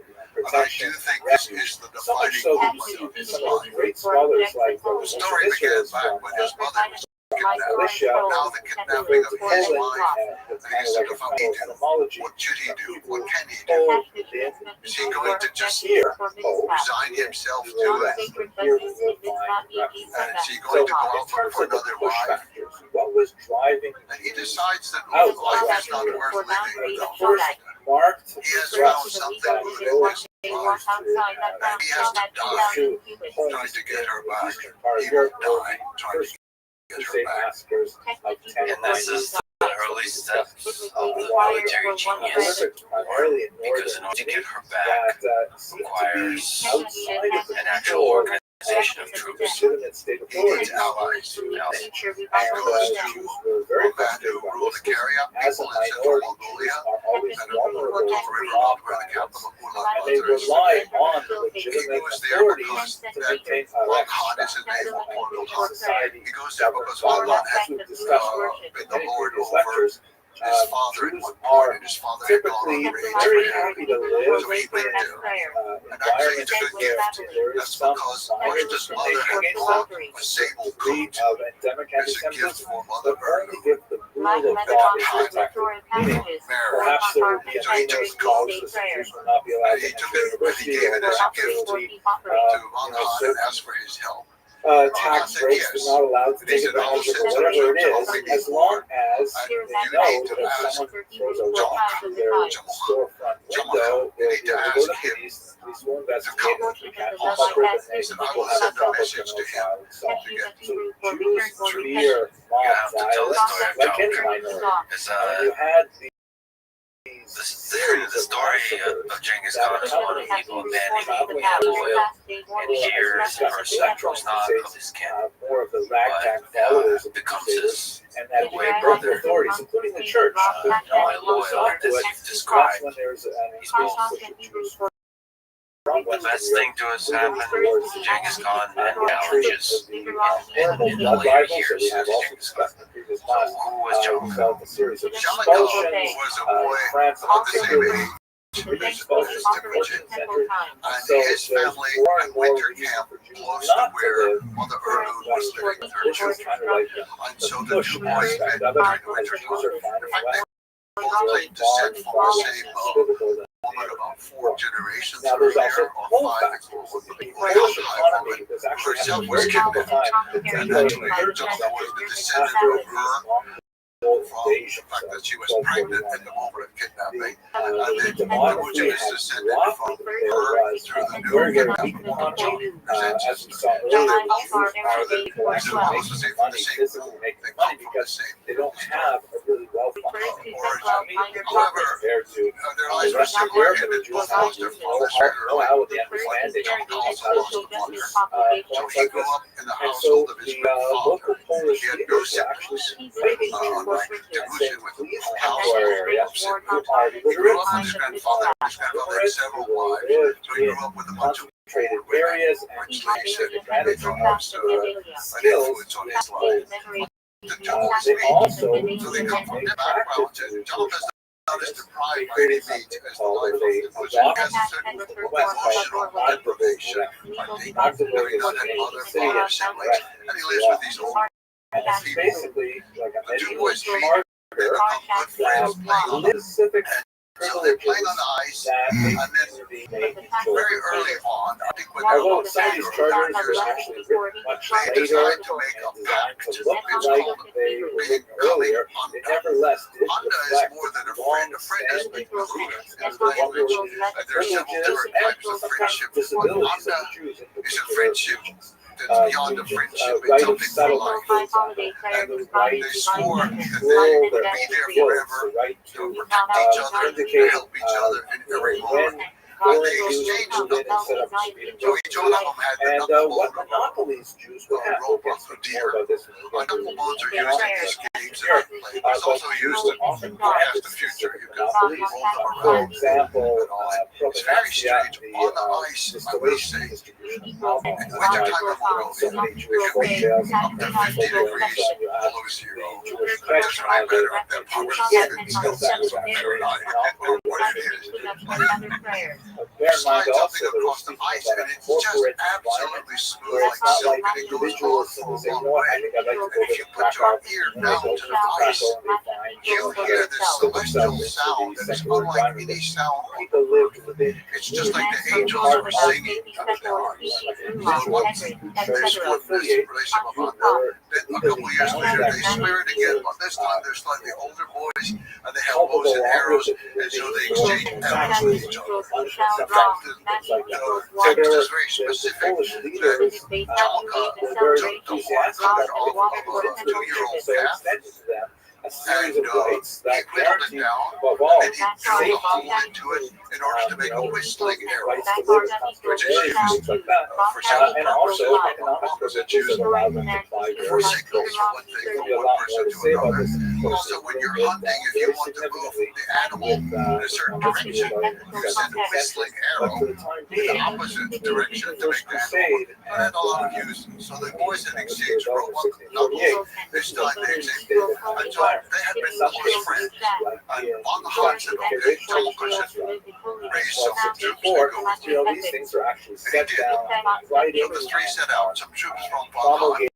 He himself did not go to his temple, but he sent some troops, You shall spread verse and 4. his troops, and then basically just and his family, he just had his brothers. That's all. They set off And just to to give find you the a sense American of people what that of looks the like, here's a Slave map River, that which shows moves the into Siberia relative and all these little concentration like within the boundaries they have to go through some extremely rough territory. as of 1764. You see in this See that episode, the though, yellow John means Carter less than is about a little bit fierce, the deep red is not necessarily thinking it through carefully. Because it's where the He gives this long speech about all the things they're going to do to the working people. They're going to jump through the smoke hole in the top of the air. We're going to jump in there and we're going to kill them all. We're going to kill the men and the women and the children. We will destroy these people forever. He has an extremely militant rhetoric. And he's also rather critical of the other people. Von Hansby came late and he gave a long lecture about we are almost. And if we give our word is our promise forever. And read or bleed or snow, it doesn't matter. We be there on time. So he's dressing down his superiors. He's very aggressive. So these troops that move in on the Merkin camp, they also come in at night. And so there's a small amount of warning because they're out hunting sables on the Merkin bed. So they race back to the camp and they tell the people are getting ready to get out as fast as possible. So Marshall has no idea who's coming. She doesn't want to be but kidnapped also again. self-regulated by So she and these the municipalities coalition basically again, very and so they're looking what into the happens clock in to go Poland, away. they So take the Temujin terms and comes they in and there's a full at night so they can see what they're doing. He's really searching for her. He's not paying too much attention to national that. organization. And he's calling for her, Twice a year, and she hears his voice. and they She would make knows who it decisions is. that would affect Jumps all off the cart Jews and she runs to him. And they're reunited. And he grabbed her. And then he said, "This is the goal. This is why we are here. We don't need anything else." Of the He was council very lands. clear about that. They had to, they didn't have, like, for example, their own police authorities, they worked very closely with the state and the Yes, Polish state, aside from the things, yes, his Lithuanian first state, full particularly now, at first, along the way, in addition to escaping all these horrors, social functions he that had they killed wanted his to own route brother. out. But once they realized that it was more efficient to collect taxes directly from it rather than was that council you lands explain involved, that in Mongol society led to the revolution of the council lands in particular. the power struggle That is there, why open and elected. you know, not But the demoralized, times there's they also dealt with were really quite significant. you know And the ethical foundation behind the the murder. way in which The Jews killing lived, of Victor, that's one of the things that's totally unknown was really one of the outside. high points of None of the Persian chronicles, none of the Chinese chronicles, none of them knew about this. History was decided to say Victor was the older child comparable of in such many ways to what we see and his son, happening. the older brother has complete authority over the younger siblings. It would result in a kind of They a have to Polish refer to him Jewish with a special synthesis, pronoun all very the similar in time. many ways to the German And he Jewish refers to them synthesis of as the chief. 19th It's century. like But of course, formality. then again, in the 20th His word century, all goes. on He is the father in the absence of the father. But also it's For the time being, might come I hope you enjoyed this lecture. if a man dies and his brothers either has no brothers or his brothers do not marry his widow. If he has a son by another wife, she will become his wife. So it would have been common that Baxter eventually, when he passed through puberty, would then perhaps marry or early. Now, I don't know that happened, but I think either it did or Temujin was trying to prevent it, because it was bad enough that he was the older brother, but he becomes the older brother and the stepfather. Temujin just couldn't handle that. Hello and welcome to Already, another Victor was ordering him around so he would take things like Today I'd like fish to or begin bird. with a discussion of the 17th century. That's We're going perfectly to look at the acceptable. Magnitsky uprising. Also hierarchy. So Temujin would catch a fish, Ukrainian leader will I'll show you a picture one shortly, and it's sometimes recorded Roman characters with the spelling. Anything to do for Malniki. just take It's actually pronounced Malniki with the letter O at the beginning. This was an extremely consequential uprising in the middle of the 17th century that had a hugely negative impact on Jews in Eastern Europe, and a very large loss of life and a significant disruption. There was a very rapid recovery thereafter, but let's take some time to talk about the nature of the uprising and what specifically was the cause for the attacks on the Jewish population. This picture that we're looking at is very important artists in Europe. And it shows a number of Zaporizhian Cossacks. Zaporizhia is the place where the Ukrainian Cossacks gather. Cossack, the term is actually used in many different contexts, particularly when you get to the 19th century, so sometimes it's applied in a very sometimes used as a military designation, Russian army and so on. That's actually Cossack were these kind of freebooters, these cowboy types who fled typically from their owners where they were serfs, and they used pretty much all male settlements in fairly remote places such as the Rapids on the Potomac. And there they engaged in some kind of venture with the workforce, sort of like nationalistic piracy, where they would raid enemies of the Ukrainian people, which was still kind of like an transformation. This is before the 19th century, but definitely there was an ethnic group that had a very common language and were overwhelmingly Orthodox, that is, a Christian Orthodoxy, as opposed to Catholicism, which we'll get to that in a second. And regarded themselves as being some type of Slavic group, not quite the same as the Western Slavs, certainly not the same as the Russians, but having some relationship with them. Its relationship between these groups is very significant, and the Russians in particular were trying to cultivate a particular image for the Ukrainians in which they were Malo-Russians or little Russians, meaning they were younger brothers, so to speak, of the older Russian nation, although that not be historically accurate at all. In fact, it may be the way around, but that's outside of the scope of our discussion. At any rate, these Cossacks were essentially people who had run away from the hierarchical society of feudalism that was pertaining within the region of Ukraine at that time, and they set up their own societies, and it is from this day that the uprising would emerge. Let us go directly to the uprising, specifically how it affects the Jews. So this map, which I think we've seen before, shows the migration to Eastern Europe from the Ashkenaz heartland in Germany in particular.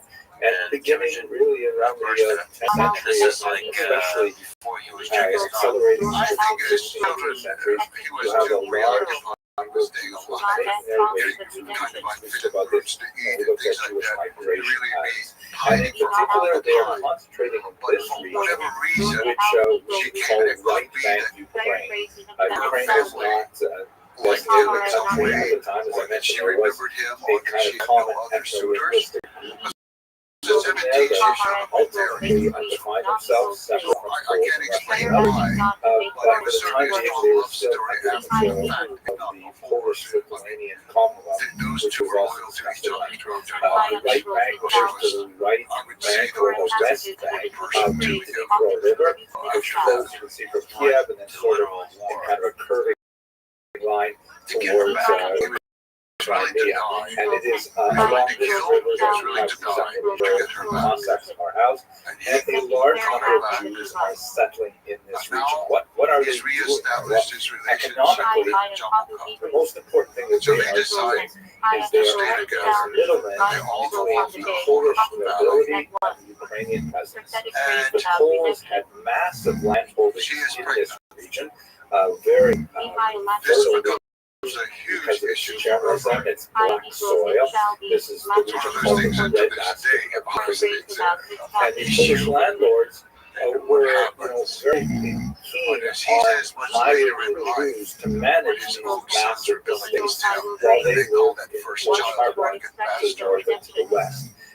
And so the Jews, in accordance with more of a naive pattern, would undertake these arrendators. The arrenda is essentially a type of You did tax not see farm. the sky We've seen turn that before around. You did in not see medieval the stars periods, where falling. You did not see the the authority over. would You actually don't know own what was happening. not And if only I say the he is land, my but son, on he the is town. my son, or you You know, will the say red otherwise. the You were not there. You come to the same all Lord kinds of things. if They your mother would could hear your lease words, the her entire territory to would the turn Jews to and demand a certain amount of payment on a yearly basis.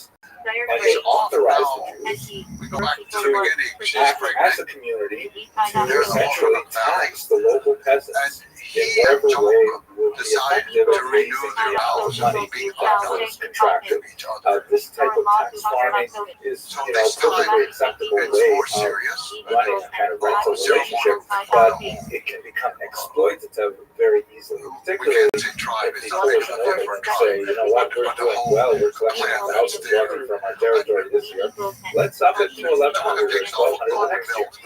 And the Jews who are entrusted with collecting those taxes, of course, let us not recall that the Jews have to collect more than that and the difference between what they have to charge noblemen and what they charge the Ukrainian peasants is what they get to keep. So it is an inherently exploitative It was unusual bear who had a little if the Roman get greedy and demand more, the Jews have to go back and try and find new ways to It get has that meaning, tax but I on the don't know all peasants. the meanings. So that tax could have been developed into a variety of ways. It could be taxes on produce, it could be a work tax, like the corvée, which is called Rothschild at that time, or it could be a tax on using services like bridges or hunting in particular forests, or even, as was alleged by many folk tales, use of the church. For example, if the Ukrainian peasant had a child and wanted to baptize the child, according to widely perceived beliefs, Jews would charge Jews the keys to get into the church. This is widely disputed because it is kind of an inherently offensive thing, but there have been some researchers that have argued that in fact this did happen from time to time. At any rate, it is the kind of situation where the Ukrainian peasants especially resent the Jews as the leading edge of the Polish authority and Polish demands on their The Jewish arrendator was the backbone of the economy, and it was not obviously the only thing the Jews were doing. Jews were involved in all kinds of other small crafts and small-time commerce, things like that. But perhaps the most significant related to the Latifonia was the fact that Jews were frequently involved in innkeeping. So you see in this remarkable sometimes we can't quite understand. the so-called Kretschheim, or the inn, which was typically manned by Jewish families. Was not because the Jews were specifically interested in the hotel hospitality business, but because the noblemen often gave the Jews a monopoly on the production, distillation, and sale of alcohol. This was something called propenatio. And so the Jews could control this entire industry, can tax it, and then pass along the profits to the Polish nobles. And this was one of those moments where the Jews occupied a particular position in society, providing a service which was obviously appreciated by the local population, especially if they offered it on credit. But it's the kind of thing that can build resentment as well. Alcohol is certainly not something that is, conducive always to the maintenance of a healthy society, particularly success, and also the use of credit for the consumption is something that we certainly want to encourage in the main. And so you can see why the resentment could easily build up against Jews because of their role in the entire economic structure. Note also in this image there is a Jewish klezmer artist. something that was especially associated with Eastern Europe. They had just separated Jews as being more like, because they tend to be much more urbanized, living in small villages and towns as opposed to the countryside are much more likely to form bands and to develop professions such as music and business. At any rate, there was an environment that was ripe for an intellectual conversation, and this happened in 1648.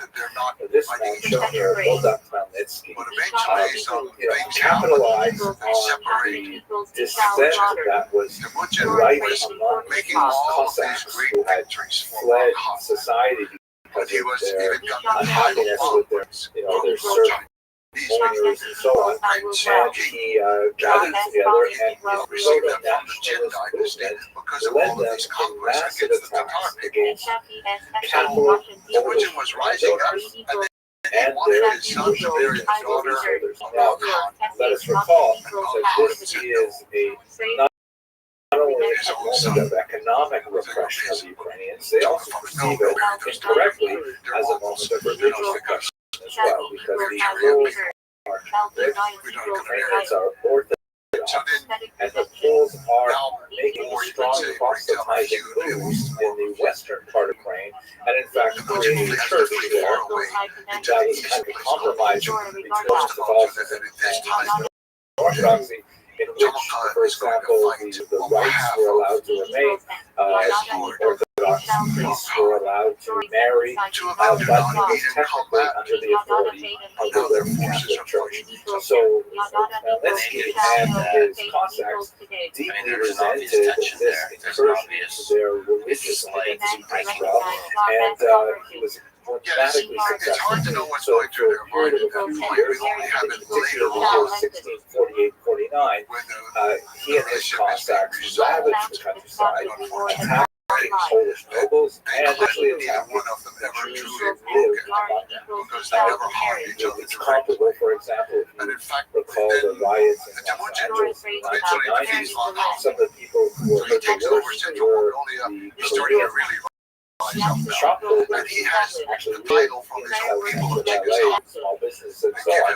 Even though they may not have been the architects of any kind of anti-African oppression, they nevertheless That's not a title that anyone had ever held. Jesus directly.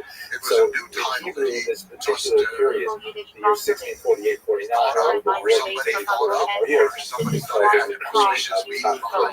Xeras Tachat, which in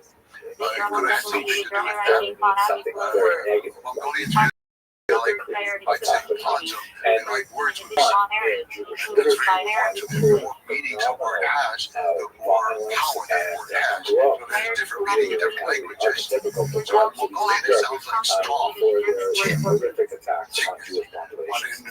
These are many recorded Turkic people, several including chronicles, themselves, the most powerful is one by Nathan of Hanover, which is the Hebrew. So it's exciting to them. There's a double meaning. Psalms translated, I think, the double meaning plays with each other. and it's actually quite a powerful piece of historiography as well. The demography of the attacks is probably grossly inflated, and others accounts yet calculate the size of the impact.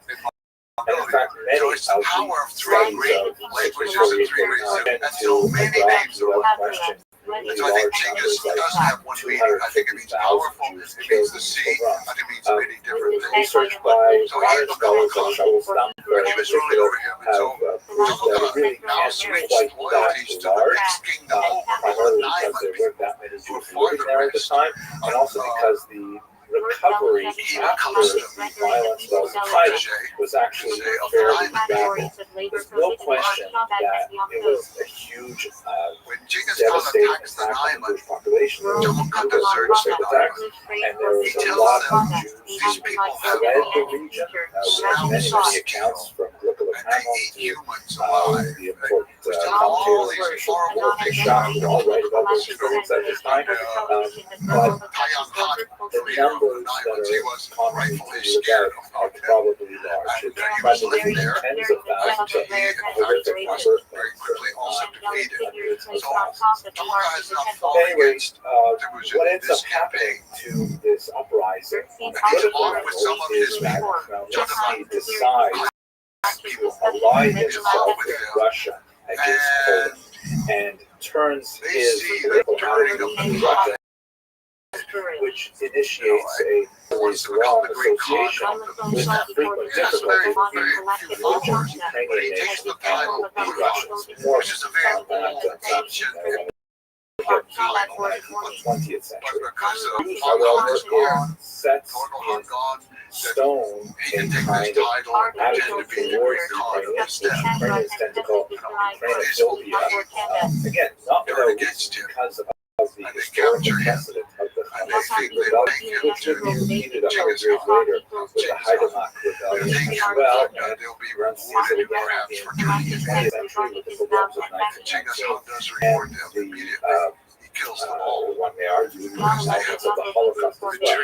But it's also important to note that simultaneous with these violent outbursts, which painfully punctuated the centuries of Jewish and Muslim coexistence, there was also a Philo-Semitic trend as well.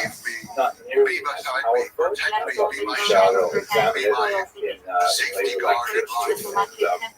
But for now, Knowledge emerges as a national hero, as you can see in this 5-page note from modern Ukraine. He is considered one of the architects of Ukrainian nationalism, something which is terrific for Jews who see him as the architect of anti-Semitism simultaneously. One more indication of that, this is actually a famous monument that stands in Maidan Nationalist in Kyiv today, monument to Bogdan and it was constructed in the 19th century. It shows famously pointing north to Russia, which this was erected by the Tsar's days, which really like to play up the fact that it's decided to ally with the Russians. The original version of this rather heroic statue, the original draft, actually had a much more chauvinistic attitude. This is one picture I can find on the web, but in the original draft, it's a casting of it. Behind Zelensky's horse, there's a fallen pole that was knocked down by his passage in Congress, which explicitly stated in the draft that the final version that he succeeded by being killed and the Jews. And it's a metaphor that many Ukrainian nationalists might wish to absorb even today. At any rate, this sort of moment in time encapsulated for both Jews and Ukrainian people that was not conducive to a wrestling power. In fact, it would only come until the early 20th century, which will have about it at a lecture. But the idea of a major disruption that could actually interfere with peaceful existence had a remarkably destabilizing impact on Jews across Europe, and many historians draw a direct line from the Hellenistic rising to the debacle of Shabbatai Tzvi, which we'll discuss in the next video. I hope you found this useful. If it was something you'd like to see, please do subscribe. It makes me happy to see this number increasing. And to know there are a lot of people out there that was just a formality that he would Jewish history. or maybe when Jamalkov offered to be killed without shedding blood, that was a formality that he thought would not be followed through. Nevertheless, to me, just reading your work and understanding the history, this relationship seems like a really, really important relationship that defines the nature of loyalty. Yes. For Genghis. I would say in both negative and positive ways, there's the most important relationship of his adulthood aside from birth. But that relationship really did not seem to have many negative aspects. They sometimes disagreed on things, but small things. So she was my hero. She was positive in every regard. Of course, we know forever. Although she was not submissive, but she was always on his side. And Judaism, it was just a little too headed for me, evaluation of these things like, oh, we're going to come down and work and we're going to go through the so we'll kill everybody and all. Traditionalist kind of He had flair for the dramatic, even in a way giving the gold belt to Gucci. Judaism. Also, he explained himself in the outlaw. And he said, we both lost our father. I also lost my mother. And you had a strong brother to raise you. I did not. He said you had Bershta. You have a very strong wife to help you. My wife is, and just used the word like prattler, like she just plays and prattles along. So we did not have a relationship. Something about that rings true. There were some elements of that that were true. But Jonathan certainly didn't have the intelligence and the real genius for dealing with people, the artists, especially. Knowledge story in this regard. Yeah, there's in that relationship there's a contrast because Genghis Khan did not accumulate riches or accumulate power in a way that was for the sake of the sake of power. So it was very practical. What is the way to maximize the success of this operation? Yes, he was the one. What happened to Gold Belt? Their gold belt doesn't just disappear. What happened? So he just said because Djibouti was never a material place. As Genghis Khan was the ruler, in some ways he became the richest man in the world because he controlled most of the world through him. But he always dressed simply, he always lived in a tent. And he said, I eat what my soldiers eat, I dress the way my soldiers dress, I live the way my soldiers live. So he had no interest in well life. In fact, the large chunk of Khan, which was very advantageous because they had more trade, wealthier people and all, but who just didn't have the temperament, I think, that would help the largest or Genghis Khan's continued rise. Russia That is one of the powerful things about Genghis Khan's stories. He came from nothing. was actually Absolutely nothing. And he didn't, from what I see and understand, comes and all of a sudden by the riches. oh my God, He fundamentally remained the same person who does not have value. he dealt with it He changed and matured in various ways over life as we all do.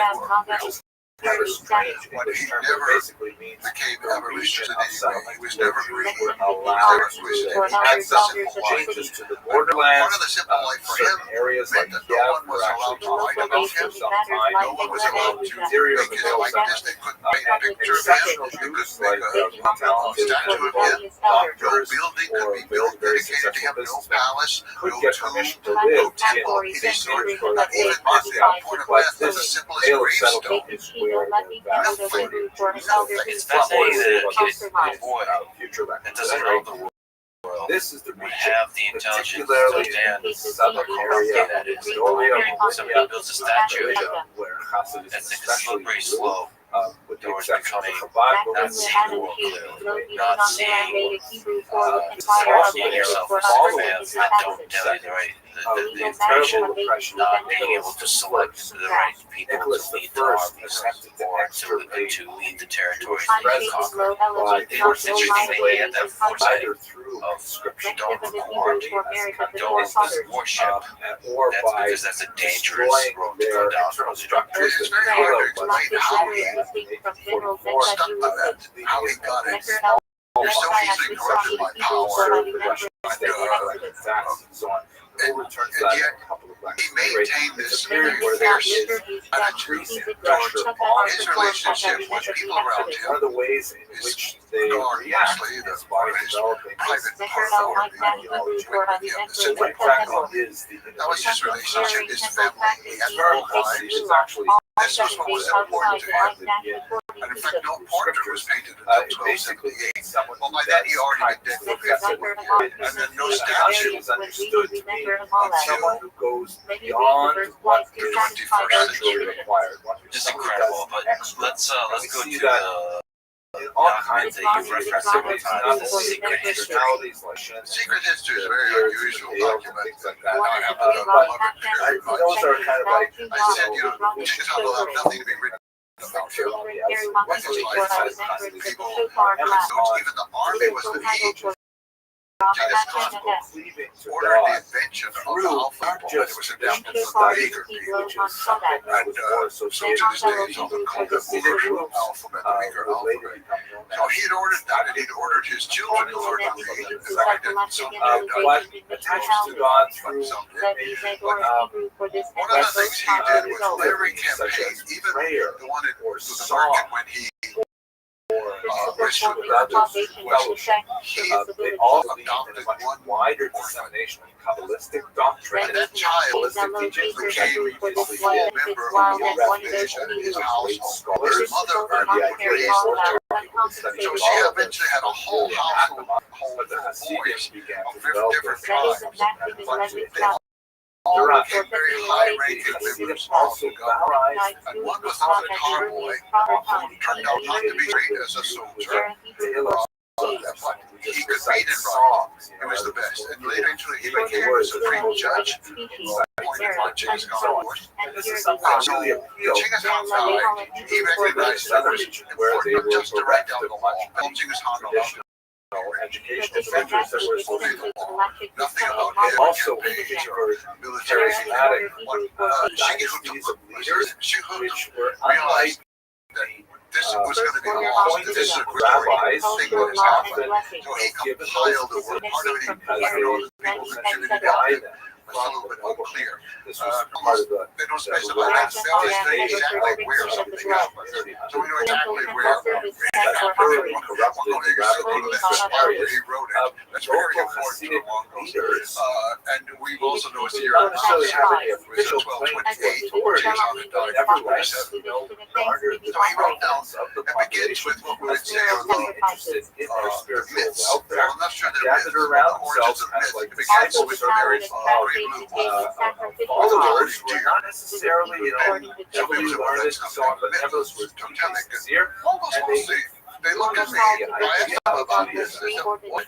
much more passionate His name and more secret. she was named here, they married. Somewhat desiccated version Practical focused about on it. the I think they're real archetypes people, that maybe they were more or associated with but so this earlier history is the one of the most genealogy prominent is leaders of that time it should be. was Israel ben But it's also in there, like Bonajar, they call it Bonajar, the ancestor of he's cast out because he's just so dark, the rest of the family doesn't have. after his His lifetime. father is determined who he was. He kidnapped a Khanhai. She has his father There who were comes in and says to him, people who were wandering around the southern part of confusing the mess, but I think violation it's probably accurate. There's a lot of masters information. of And by the time you the get name to the of life of the reason we know these intimate things because that person, he was there, sleeping in the same bed with the people. So we even see in there, people record instances where Martha sits up in bed and tells her husband, okay, you gotta do this, you gotta do that. You can't do this anymore, you can't think of it. I mean, it's all recorded, right? So it's a very intimate library there. This is one reason that it was secret. It was only for the family. They were trying to uphold Genghis Khan's mission because People like Hillel all Bali, the information who were about like, them. So it was secret for a very long time. Hasidic leaders, So much so that the scholars began to think creating it amulets exists. for them. And then in the 19th century, a Russian academic Not was all of working these in amulet makers were especially China, reputable. Some of them were Charlotte. he delivered a manuscript, which was very, very odd. Gathered People the don't think anything because it's all Chinese. miracle it worker, makes no but sense also in Chinese. very insightful. But he recognized that if you read it, connected with pronounce regular it, people and so on, it makes sense in Mongolian. associated with So it was in this code that had been used to record the information in Chinese. the other They're recording the sounds. The sounds, correct. They used The fact Chinese that we only have characters sources to record sound. followed it quite a bit So it's later, problematic. does not diminish the fact There's that it was an one actual exactly source sure that what has the been baby is. researched and identified It was a exhaustively very by unusual document. my colleague, my senior Then once they found it, they realized that some of the Persian documents had incorporated part of that. And that was very helpful to me. Some of the Persians trust very much like their work. tax records And that so specifically some of refer it to had already existed, and all of it. Some of it existed in Mongolia, other Mongolian sources, and other things later. Some of it as well, just incorporated. so it seemed to be fairly genuine, but it wasn't So, 100% get this pure. idea the writings and followers and Things that could stick here and there, and a few shades. And sometimes for too much, and they call them cheers at the hot end. And sometimes they call them hot, which is like cheer, and other times hot, which is empty. And so there are little things like this that move around that you're not sure why. But it's a document, but I have great faith that it was not published in English until 1911. But Francis Woodman believes at Harvard University translated it in the 50s. It was ready for publication, and he was having trouble with the publisher, and so it didn't appear for nearly 30 years. It was supposed to be 2 volumes. The first volume is the translation, the second volume was going to be the notes, and the second volume was lost. To this day, it hasn't been found. I would love to see that, but anyway, it's in all languages throughout the world. Can you clarify? So there's 2 volumes. Hello, welcome to another episode of 19th century Chinese manuscript covers the first volume. A little bit about what Yes, that was translated and published by Harvard, but the notes were just the notes from the scholar Francis Woodman Cleaver. Those were his notes, not the Mongolian notes. There were Chinese notes that went with it. Rabbis of Chinese had trouble understanding our notes. And they also they disapproved of some things, so they would try to put their own notes in the margin to kind of correct the story and explain away why the Mongols women would be often they were wearing actually their specialists. stuff. They It just did not really match Confucian ethics. So there's several things like that they tried to skip around. that But so it's interesting just to read the revolution. Ming Dynasty notes that are attached to it. Hasidism, But they would all sell. the notes to But each what's fascinating is It's they just were also so defined important. by For the me, Hasidism. it was the guiding document. I didn't want to be guided So, by anything let's else. just try to understand what are the Everything else I would correlate, fill in blanks, and get there's more a lot to say information. about the fashion. Went to Mongolia, traveled around to those places because they were so exacted there, and you feel it. And it's so 5% important, I think, of the issues because are it's not like exactly history does not that's have why or they even fall libraries. within the same It's not just category I of need them, orthodox. people on board. Let's try to History understand lives in the people. Look at some of the most History lives in the powerful memory of the people and the culture. And practice for of example, theology. the episode with the kidnapping of worship was I went to that place, Practices and far I more didn't know significant when it for happened. Jewish What culture. season it happened.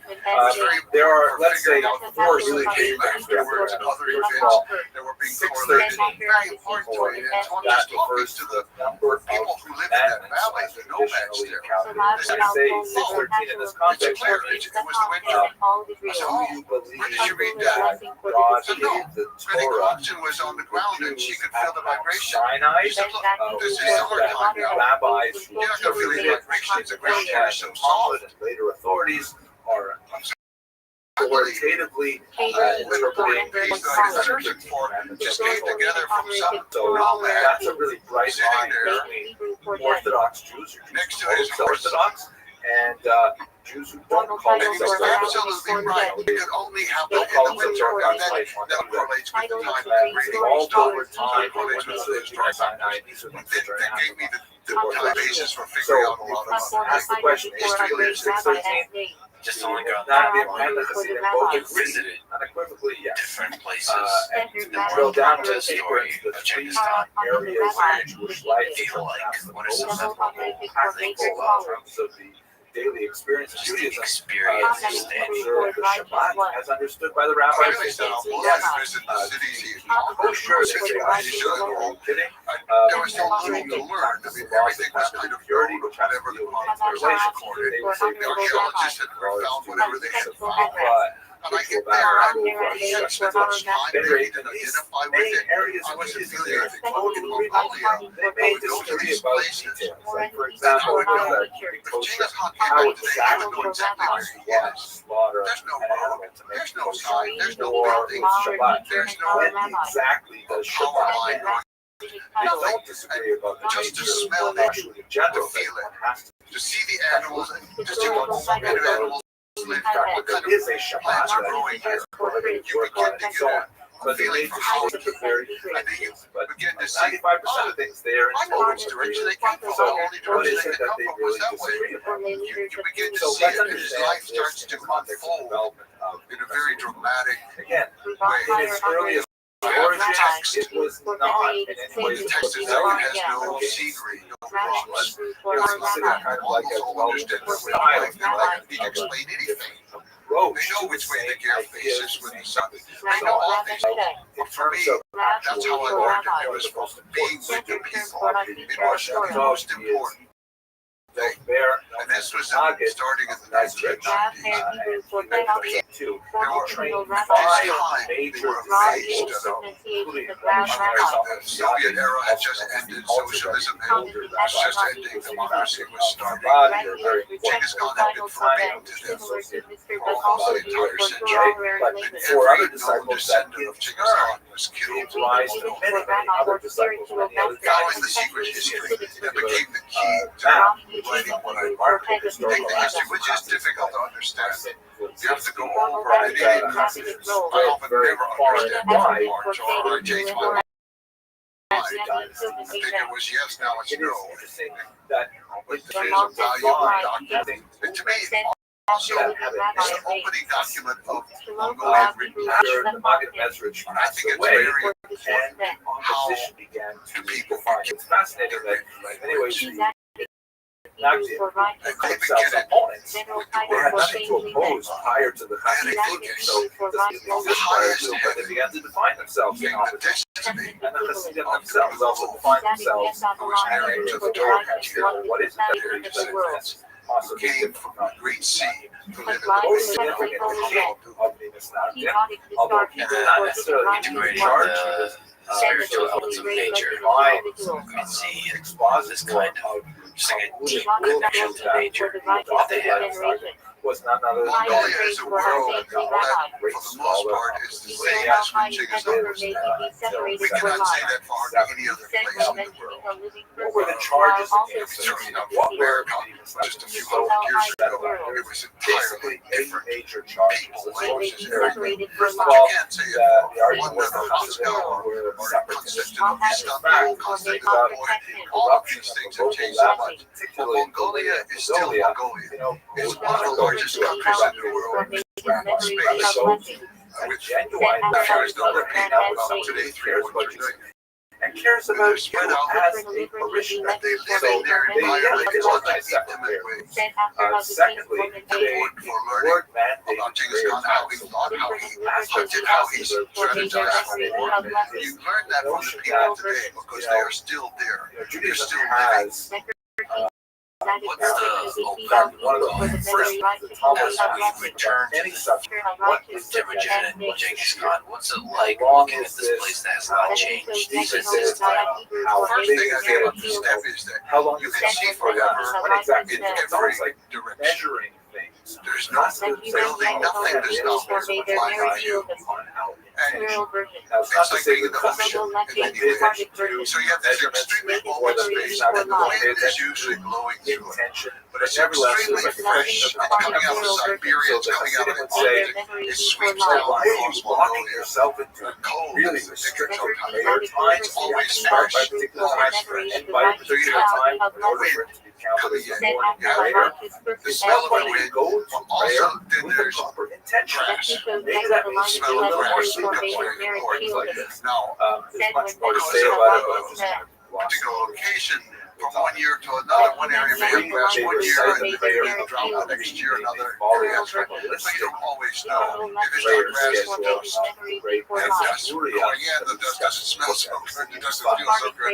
They maintain a separate kosher slaughter. Just one more part of it. Judge the knives should be sharper The waters are or mostly duller. pure. Sharper knives are more Unfortunately, there has been pollution. Duller knives require more pressure. Both of these things could have several an impact areas. whether or not an animal is slaughtered. Even when I was All there, of these things, by the way, today clearly we go to some place indicate called separation of the so it's a place of pure water. And that's how the Mongolians define their world is by the water. the debate They don't, Chicken Kong does not give lands to well, his especially sons to when it rule. comes to the He gives collection of waters, taxes. they do not refer to the earth as land, they refer to the earth as like like that ocean. to create a different sea. revenue stream. So water is very important. Learn the rules about water. Lithuanians, the Stocking If you kept on water, your animals and you are going to be polluting it by sitting on their back, maybe again, our water turns out to kill them, things like that. They're not You take sitting the out on animals the to Talmud the property. river Talmud is really what to we drink, and then you take them away. and more than that, oh my gosh, and I'm studying the Kabbalah. Kabbalah should only be for people who have And you pay for it, for decades and already completed their Talmud. They've already done rules that. are very strict, very clear. They're from the time of Genghis Khan. Some Hasidic groups About were how so to deal with it. But also, these dangers are in place. There was a flash floods in the summertime. You could suddenly have it. maybe I'll have more intention if I turn If your camp is right there by the maybe water. I'll have more intention if I drink more alcohol before I pray. They live that nature in a way that I don't see anywhere else in the world. And finally, Even the today, with the accusation changes that with the cell phone, some of these things with the solar panels, and they can get involve TV their out observable out there. Jewish Still, law. they're living a similar life. By the end, The young people, of course, will Capitalistic drive a concept motorbike, but references they're still herding cows and yak and camels. If it's on a motorbike, okay, they're still doing it the local way. Sabbatean movement, How and has it's the really Hebrew for Go to the now before it further Attention affected Jewish by life. Genghis Khan. Now, Another component these charges first came out the altar revenue highlighted of the the relationship with relationship Texas with contract to give on himself Congress. instead. went to the Vilna saying, From a young age, the audience would try and say, no, that's not what we're all about. They were unsuccessful. riding horses, Answered an audience. as you write, In fact, while standing on the horse. counterreacted by Calls up to the bans front on and to elevate the consensual When means standing on the that horse, cause. they often jostled one another. this is actually kind of about the other Information associated with symbolizing the how Their legs control grew is long toward enough to motion. use the stirrups. unfortunately, They were also taught to shoot arrows to have such This lots chapter of belongs about to the writings of other making Jews targets that out of wood approaches so that they would dangle from poles. But by the way, that only ends up making the books The youngsters practiced hitting the popular. targets So on horseback anyone at varying watching distances this and video speeds. wants to ban Skills my which book. played proved invaluable to horse pushers later in life. Anyway, Kachida, they issued counterbands against the Stockton All of that horse Special ban was applied in 1781 and in 1794 when I said, a don't love rabbi our horse, they live together, they know each not other. the rabbi lost his job, They smell. Civic candidate, Well, I was saying it just not to be insulting or anything, Ours but government they have that deep always intimacy. They look just out do know their for owner from the smell. possible This is very important. It's also important for horses because they made the flags, all the the revenue postal where the horse hair from their own horses. And so in battle, they used it for a very prime purpose. And that is, the horses would return to their source because they knew the smell of their flag. Besides the tremendous other members of bitter their own and herd. rancor. So language is The never ever also mastered thinking about all okay, the words, how do just we for react the to colors of this? horses, much less for all the other things about it. I can remember, I'll go ahead being out there in the countryside, they said, oh, it's the not muscular an English. articulation of Okay, the yeah, that's nice. did. You teach me It's some also to be expressed in Go ahead, things teach like me what color is that horse? I say brown.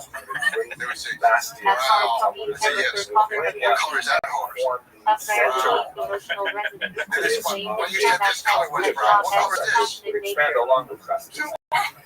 But it's not good to say, hey, It's just amazing. I mean, them say we're attached to text. Absolutely, the color, I guess, even the variation in the texture, and all the different. Today in English, sometimes you can put them back together. We say like yellow brown or brown brown. The words for horses by detail horse by sex. study. And then they have three of those that are guilty. Let's not forget that By age, whether or not they reproduce in the case of the female, all these things vision was that it parts was of really the horse. The horse horse, already mastered a few years ago, the presidential candidate ran under United States Torah, Mister, the hidden Torah, raised the dust kind of like watered down versions of Sedum. It just resonates with the Mongolian spirit. So The dust itself, they don't wipe the sweat and the dust off the horses. of the Zohar, Wipe it onto their own forehead. which we're already studying the cortex, but we Where the did not dust believe resides.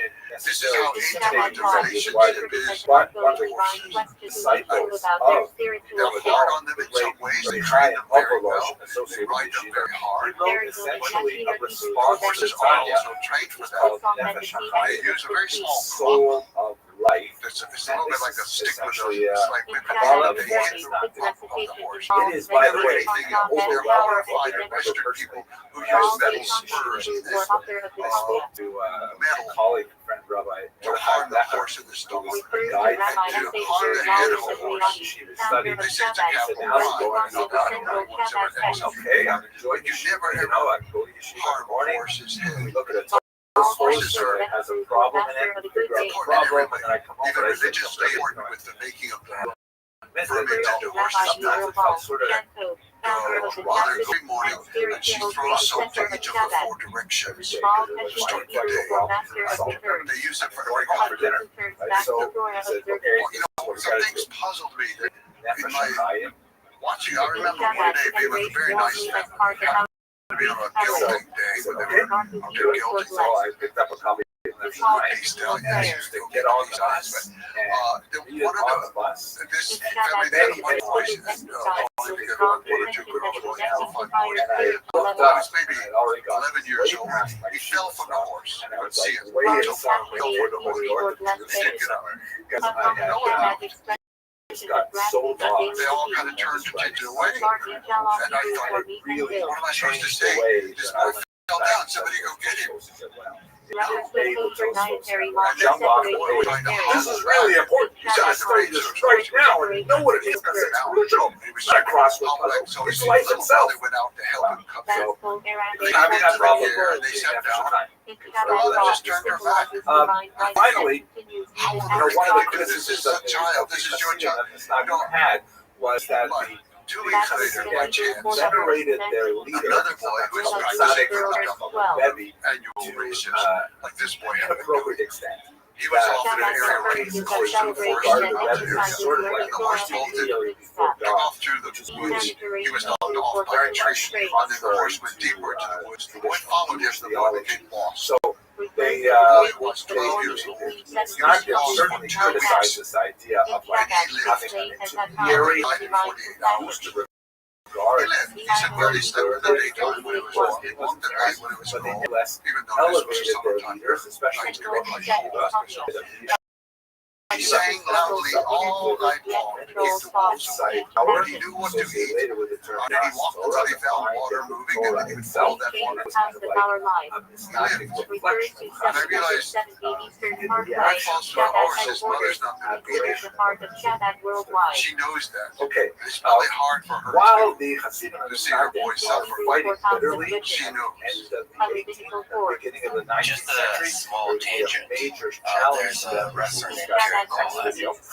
He tells a story about mental toughness that the first time he saw truly mentally tough people was when he visited Mongolia for a return. And he remembered that they were taking showers in ice water.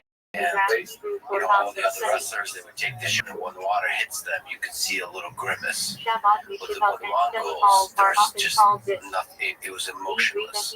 So like ice cold water or any other kind of hardship, you build a hardness to that. And I suppose that falling from the horse is just an example of that. There's a mental hardness and a mental toughness. You have to be able to take care of yourself.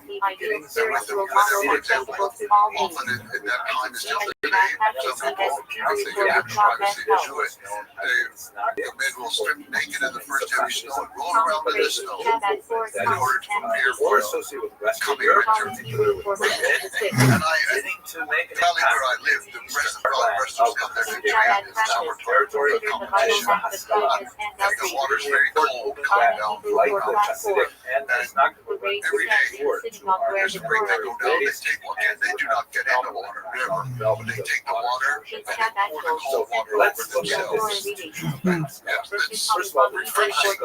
It's refreshing. Well, then, getting back to the horses, the value they had for the horses, the horse riding skill they developed throughout their life created one of the most unstoppable forces in history. So if we just talk about the mounted archery that they've employed in war, For example, the Mongols were able to do targeted shooting accurately at 200 meters or more, while riding fast up to speeds of 60 kilometers an hour I read out.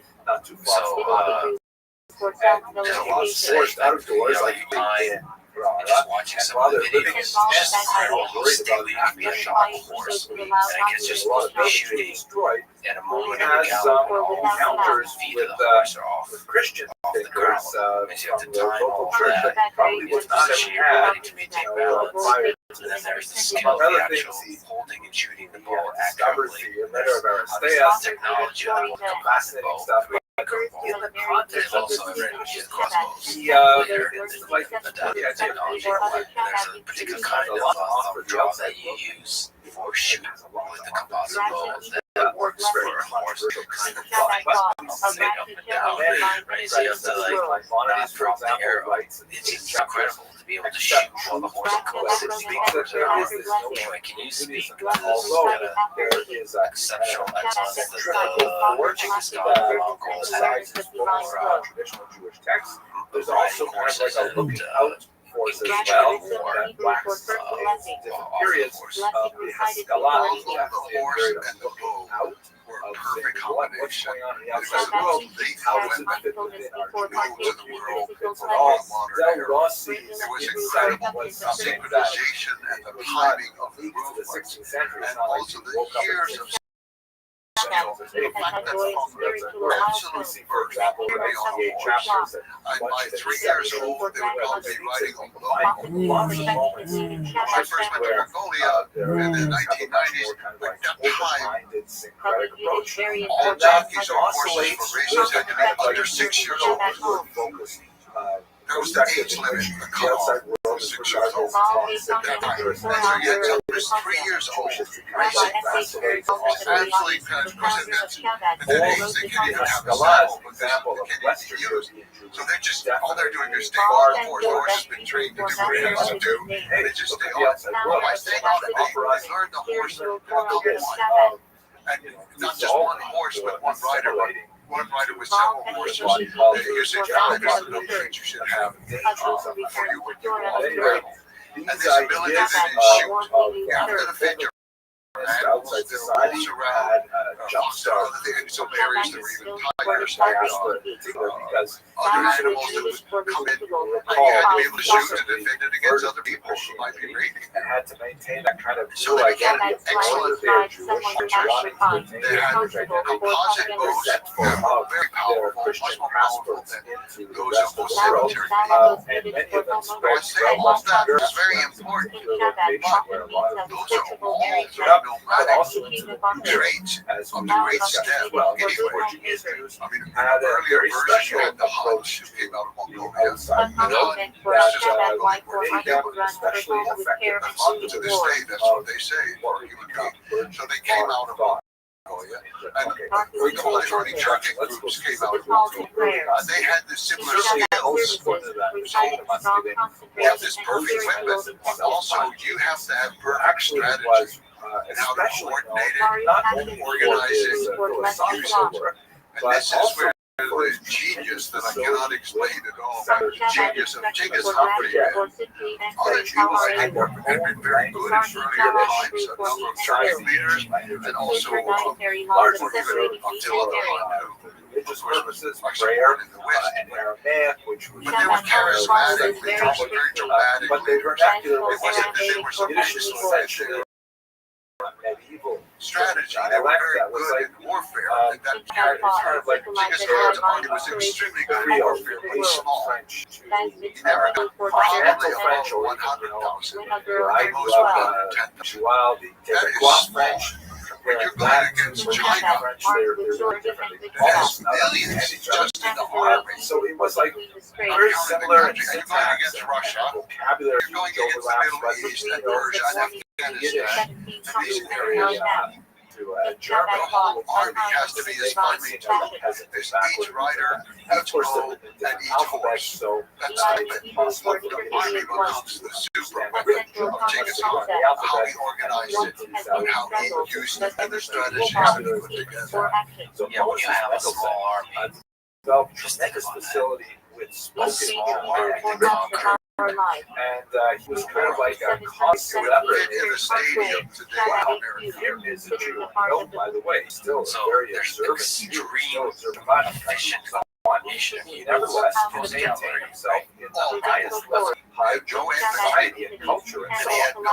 no baggage train, he had no backup commissary, And so he was like no engineer corps later on because that. it's a culture rover, no, all the outside world, And so there's light cavalry and heavy of cavalry. value. They should not Breaking down units using the decimal system, 10, 100, 1,000. So there's a kind of hierarchy where you so he delegate was someone who's not only Judaism to the degree there's commands, to the they outside must world. be He followed also strictly. communicated his backstory. So extremely Also, efficient, accurate promoted the study of precise language, culture, deployment of these traditional observant troops on the battlefield and the dynamic movement of the troops, other including all the examples interesting tactics that were utilized. You have to have really good communication and coordination. That orders must be followed. is enlightenment, must be Is there something to speak to that, like how do you do this kind of system where everybody is working together so well? I think the first one is extreme loyalty to the people of Genghis Khan. These kinsmen that had deserted him, his Honda, that's hilarious. the relationship. An autobiography. All the others that they found, just common Each people, describes his murders of hunters and everything, and they were loyal to him and never, ever revolted against him, never betrayed him. So he had extreme loyalty. Even visited As you mentioned, he organized decimal systems, so the spirit of the army was the comes to test. The squad of 10 particular men. and he encounters They German were put culture. together, and then the head of that squad, He had a had a social photo identity, the and men, they they were going to protect each other, and they had to come back German thought, things like that. with every So, member, Whereas every Moses one. Mendelssohn You don't leave created anyone behind behind. a Haskalah This was extremely kept important. So a if you place for submit to the orders of others the like man in Solomon charge, and you say, know no, that he's risking his own life get for rid of you it, also. move straight into the And mainstream. you know that your brother has it on the front, risking his By life.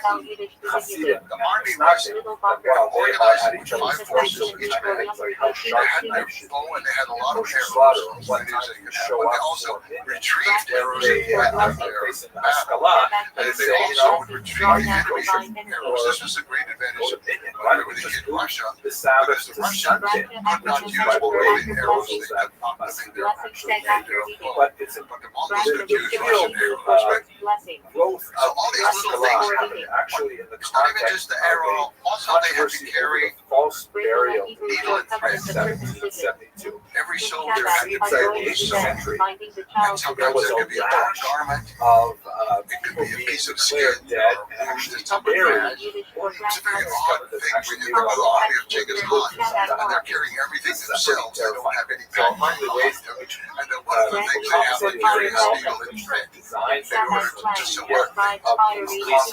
if you happen to wake up, They also not carry in fact dead, dried that dairy you could like, bottles. squeeze a bulb and that will lift up a flag or ring a bell. They can keep it for Well, years in your belly. You dry it and then when you need it, you put it in a flask And of so water. You ride all day and chop or it. shell It turns into kind of thick protein. buried. It said that the Mongols could easily go 3 to 5 days without ever building a fire. They had enough food. And this was So all these little things at the lowest level were important, as well at the highest level. emphasizes the importance of Loyalty loyalty had burial. been to In him, fact, and it went all the way down. accelerated Loyalty was decomposition extremely of flesh They organized the army into left wing, or east and west. Mongols were this was created a whole hullabaloo because of, really, west. secular Those 2 wings, and then in the stepped on middle was Jewish values. the center. And, This moving On the center one hand, there were is traditionalists said, hey, This we can't is this is not a shame, and you have protest. then you say they Bury have our dead that right away. rear It's guard. a great sacrilege to leave a dead I body don't know around. how much And on the other hand, there were to Jews clear who the said, land, well, run the people away, scare them, this is make them go horrible away, if there so is that the such just left people being there for buried the army prematurely. moves through. Maybe we should And they never adopt marched this the way other armies do in a line. Also refers close One to following the other. They always go in long lines spread out. articulate a statement. Horses on its own. This You can just open put the all the way barrel of together. many issues So they had where very precise ways science of doing and it. tradition, and also the relationship of This Jews was to saying society that to negotiate. he, By the way, these forget that people, this is happening in a political environment he also in which the question he was of willing Jewish to treat them as much as possible. He never punished them. of equal rights on Jews. No, Shiki He Hoto, for also example, find the his Supreme expression. Judge. We'll He discuss was that a man one a time little bit later with the celebrating Bible. the dedication of the The idea that Jews and might he lost actually the battle. This is very, very that had a lot to do So with Genghis Khan how went out with him. And okay, behaved let's in go to general the society field and how they were together perceived. and look it over. And you explain to me what you did. So some must feel like David Friedlander, who was In the way that he was training the people around him. you know, And they knew said they were the only way we're going to deal with this general is by gets executed. We're No, John John Knox, every general is going to try to felt that this was if they retreat, valuable fine. on the religious Saving level, Mongol but lives, you know, he they says know we what should to just do. adopt this to go along so that we So can all get these a great things like that society. fit together. Essentially capitulating But I think Jewish religious part of values it that was important for him. desires of So he had emancipation. this base from Proposed this as a so-called the dry horse, baptism. the archery, No water is involved.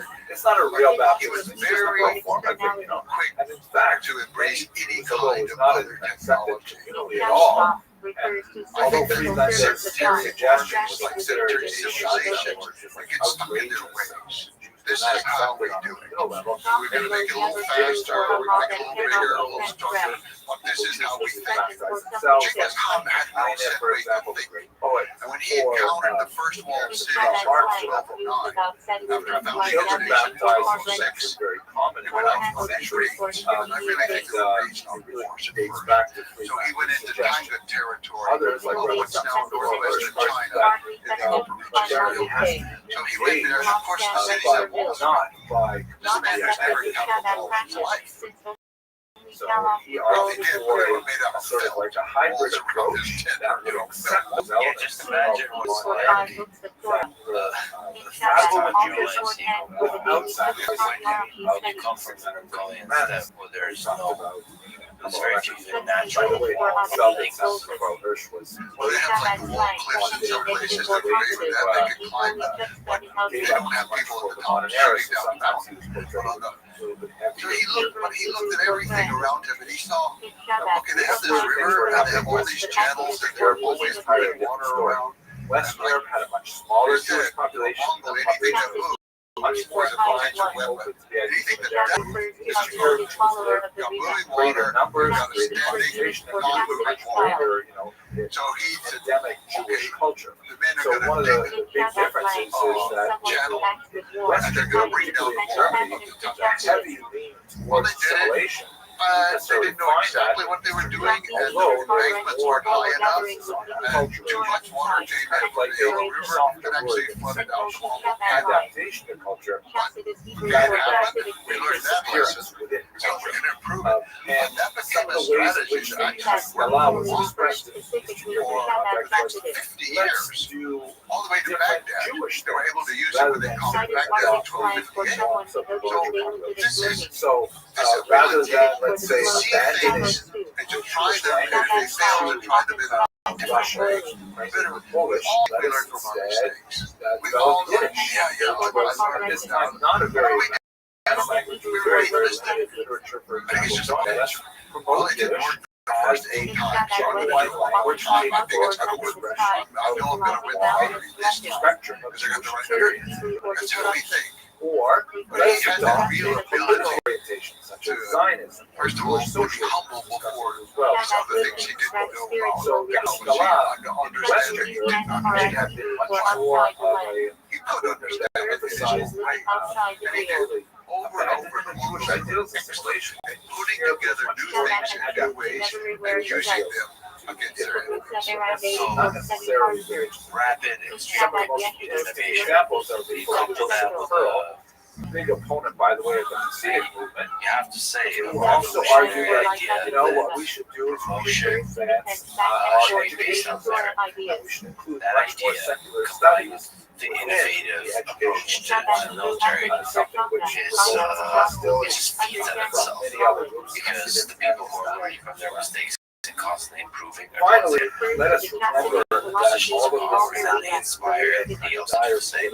And so it's just if every action is judged based on the excellence of that action, then over time, each iteration more creates a more and more Russian Empire by demanding that they And then they were able to do that for 3 generations to create an army that was expanding, noting that never by the time changing its tactics and its technology. they had already been got well worse at it. into But the Genghis Khan was the one values of innovative. Judaism. He was the best Maybe for they were that. already married and things like He used that. to throw his He actually lifetime, lowered and he the was getting better well. over his lifetime, using foreign information, foreign technology, foreign ideas. Jewish boys, sometimes much He just had younger, a genius for that. illegally, but never would happen to the go back to the horses, which every soldier had 5 horses. That is the horses get tired. military values and And so also you can cover in a lot of ground in a single day. Usually the way that rotation the horse, the horse would usually ride all day and then rest for the next 4 to 5 very, very days. terrible. And another horse The alternative that is the One first way to offer measure it is was later the conflict and the word went from Mongolia to Hungary that had some 6 weeks. of Jewish leaders Going like into Machiavelli 6 weeks. So it's just imagine a song that's able to move more than such high speed. It does not need to follow roads populations. because it's used to riding the open steppe. So you can get all kinds of dynamic movement and circling. Yes. And then also one of the other famous Hasidics continues to explain how that worked. Mongols did not fight reflecting on this in the way we often think of Eliezer brave Decided soldiers, Achilles, they fought for victory. in which he That was wrote the the one following. thing. So God to saw retreat, 3 shepherds to save lives, there's no shame in that. So the Mongols would often retreat, and Genghis Khan To basically safeguard the he Torah, himself purify its fought and to oversee its logic and its he thought he could lose on every battle he fought. It wasn't true for every general. Hasidic Yes, he said for Genghis partial Khan, devotion. but he won every battle because there was no shame in retreating and in not fighting the enemy. However, that's also becomes distracting. And then they send in a small group of The great soldiers, sage which of are our people, the Mongols were able to fire a horse going forward on the horse. They were able to of then course, was self-observed. act like they were and calls it to place the cradle of enlightenment but they can still in the fire lap of He liberty. defends for someone Of to course, tell not as us unusual, how far not Brendan totally travels unique, to go. unusual to fire from The that horse. around the But the airport Mongols also For could Italy lean down shepherds, and fire under the neck of the horse, so they were protected. They had many different ways. So they're firing coming, they're firing going. like anointed by God. Usually the soldiers who were against them would So break I'm going to range leave to that chase to them. They want to go, debate. they want to get their But weapons, it's they want worthy to of kill note the Mongols. that today, And if they did not couple of centuries later, Mongols would Mongols often start throwing things out like food someplace and valuables around, and the soldiers usually couldn't resist it. Then come chasing out after the Mongols, exist with each other, always kind of shows a hell, up hell, at every house different for free direction. So event. what? And then they would get to a certain point, and from behind Okay, I them, hope you two enjoyed hills. this lecture. I Shabbat have likes fun playing. thinking about it and talking about it with you. Connected to Shabbat, If but you are not so over inclined, over please this do town. share this It's video. under the water. I'm thinking, Because the people, one of my how can they not know this is what the pleasures Mongols are with doing? doing How can they lectures not out there is Human seeing nature, other there's people something hit that that subscribe button forces and are retreating. increase You want to follow your universal? ownership of both what Yeah, is studying yeah, yeah. Confucius. I don't know what that is. That's maybe Thank you the very most much thing, for but take that reciting with the ability at high speed Mongols to encircle and attack flanks, which there's been many great military historians who have written about the great military forces throughout history. And one of the things you read about it in general is the Mongols don't get written about almost at all, and don't get credit for the military tactics and the military genius exhibited through the different strategies. This kind of idea of the retreat and attacking flanks, that's been, if not invented, then perfected by the Nigerians. It really was a military genius. But there were other things too, you know, they didn't like roads. You know, they just didn't like roads. So they would often be coming from some direction that nobody ever came from. And the people would be unprepared for that. The most famous example is probably Bukhara. This is such a beautiful, wonderful city and great place in the world to this day. And they came across the desert. Also a very multi Well, nobody had ever attacked across the desert, so people see another story. They think, oh, caravan, they don't even know what's going on. But it was the direction, there was a surprise element in that particular case. So he was able to think in ways that other people were not thinking. smaller To countries be able and to actually resulted in a tremendous When amount you of begin dissatisfaction. felt like Primarily have located this in those Mongol armada of these horses, the titular national the ground was shaking. You have all that many horses. in all It feels like to the town there were a lot of when winners on Genghis the Khan other is hand approaching. in the post-war I think the terror they actually got was one of the great weapons that he had. most significantly He cultivated this reputation of prior ferocity. to the late 18th century, But but he had a lot of people write about him, but he encouraged refugees who would come to the city. He always made sure there were plenty of refugees to go to the next city because it's going to weaken them, it's going to weaken the food supply, and they're going to terrorize the people in the hills. The millions of people that the Mongols killed with their steel children and all that's unencouraged it. now they're You know, reduced this to is nine public, it's terrorism It's of so ironic, for mental sort. example, And we Hungary, can the end later on in the until 20th century, we can hear. by Admiral, And if you know they're coming, you see that dozens of years is landlocked. kind of war that comes with all those horses and the trembling of the earth. It must have been truly Yugoslavia is terrifying. created from the remnants Psychological of much warfare. Hungary and so on. Significantly for Germany in particular, the country of Czechoslovakia now one of the top divided into territories being Czechoslovakia and attacked. Slovakia, but back For then them one to country. surrender Hitler peacefully used to refer without the to it loss as a dagger and the So you have a alternative lot of the states near complete loss. are very much If you speak to them, advising. The Genghis had a precise system. They want to go back and He wipe sent in out some of envoys these first to gains explain of to people a little bit about the Mongols. countries. Already was And they wanted to know, regain some of but to the explain to benefits. them The if Russian they Empire, of surrendered, course, all the lives collapses, and would we're be going to spend spared, most of our time and they today could talking continue about in that. their but it's Professions, divided the system into now, the several rulers would be the countries. There model. is They would have to pay Russia taxes that proper, usually be the same which taxes. basically pushed back Now they would go to the towards the locals. east Those because are the of general where system. the And because front you only have lines of 100,000 the German army soldiers, you were can't in pay World the War tax I. there. And west So of you those could front leave the lines, local you people have in charge the of their country. Belarus, for City or example, area. the Baltic The way they states, have not passed. Lithuania, He was Latvia, absolutely faithful to them. Ukraine In one is episode created in the within north the of Georgia, state in the wanted around second, his but son it's divided. There are Ukrainians who are on the Polish side were of stealing and looting the from the World War people I treaty, who and there are Ukrainians who are on the Talk side of the World War I treaty, and they and find he themselves stripped in him of the his center. right. And he So said, there's a tremendous amount of go dissatisfaction among the as a leaders of common World soldier. War And of course, he was I, killed. who are unhappy with I don't know the name of the elder, unfortunately. But anyway, he was a close relative to him. And So he it's extremely complicated this period of time. I'll try to make this simple as possible. So The then, first thing if to the city realize is that there were actually two they did not kill him. What revolutions they in did Russia, was they killed all separated the by leaders. fronts. They both They occurred felt like the in the elite year had not served well. 1970. And they usually Although killed the the month army in which they because they occurred couldn't go depends back on to where the you're standing at the time. The army had failed. The reason why this The is one so thing is that they because valued it was was only in all the 1918 artists. that Everybody who had skill, officially had skill adopted could be making a authority pot. It account could be that hammering is out how a metal plate. Western It could be Europe, weaving and so on. carpets. It could be Prior to that, translating they or were just using reading the and writing. Julie account. Every person with a Not skill have was a here. calculation of leap days. So February killing of the people who So were that defeated meant wasn't that so quite severe. literally Russia's 11 days If you surrender, behind the West in many their of them count. did.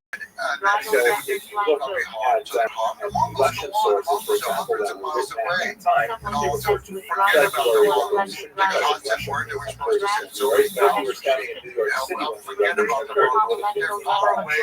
So let's just say there was a spring revolution, and it occurred. It began really in Petrograd. And he killed it. More than people's got stories and stuff, but it gives you a sense of just how tumultuous and crazy everything was at the time.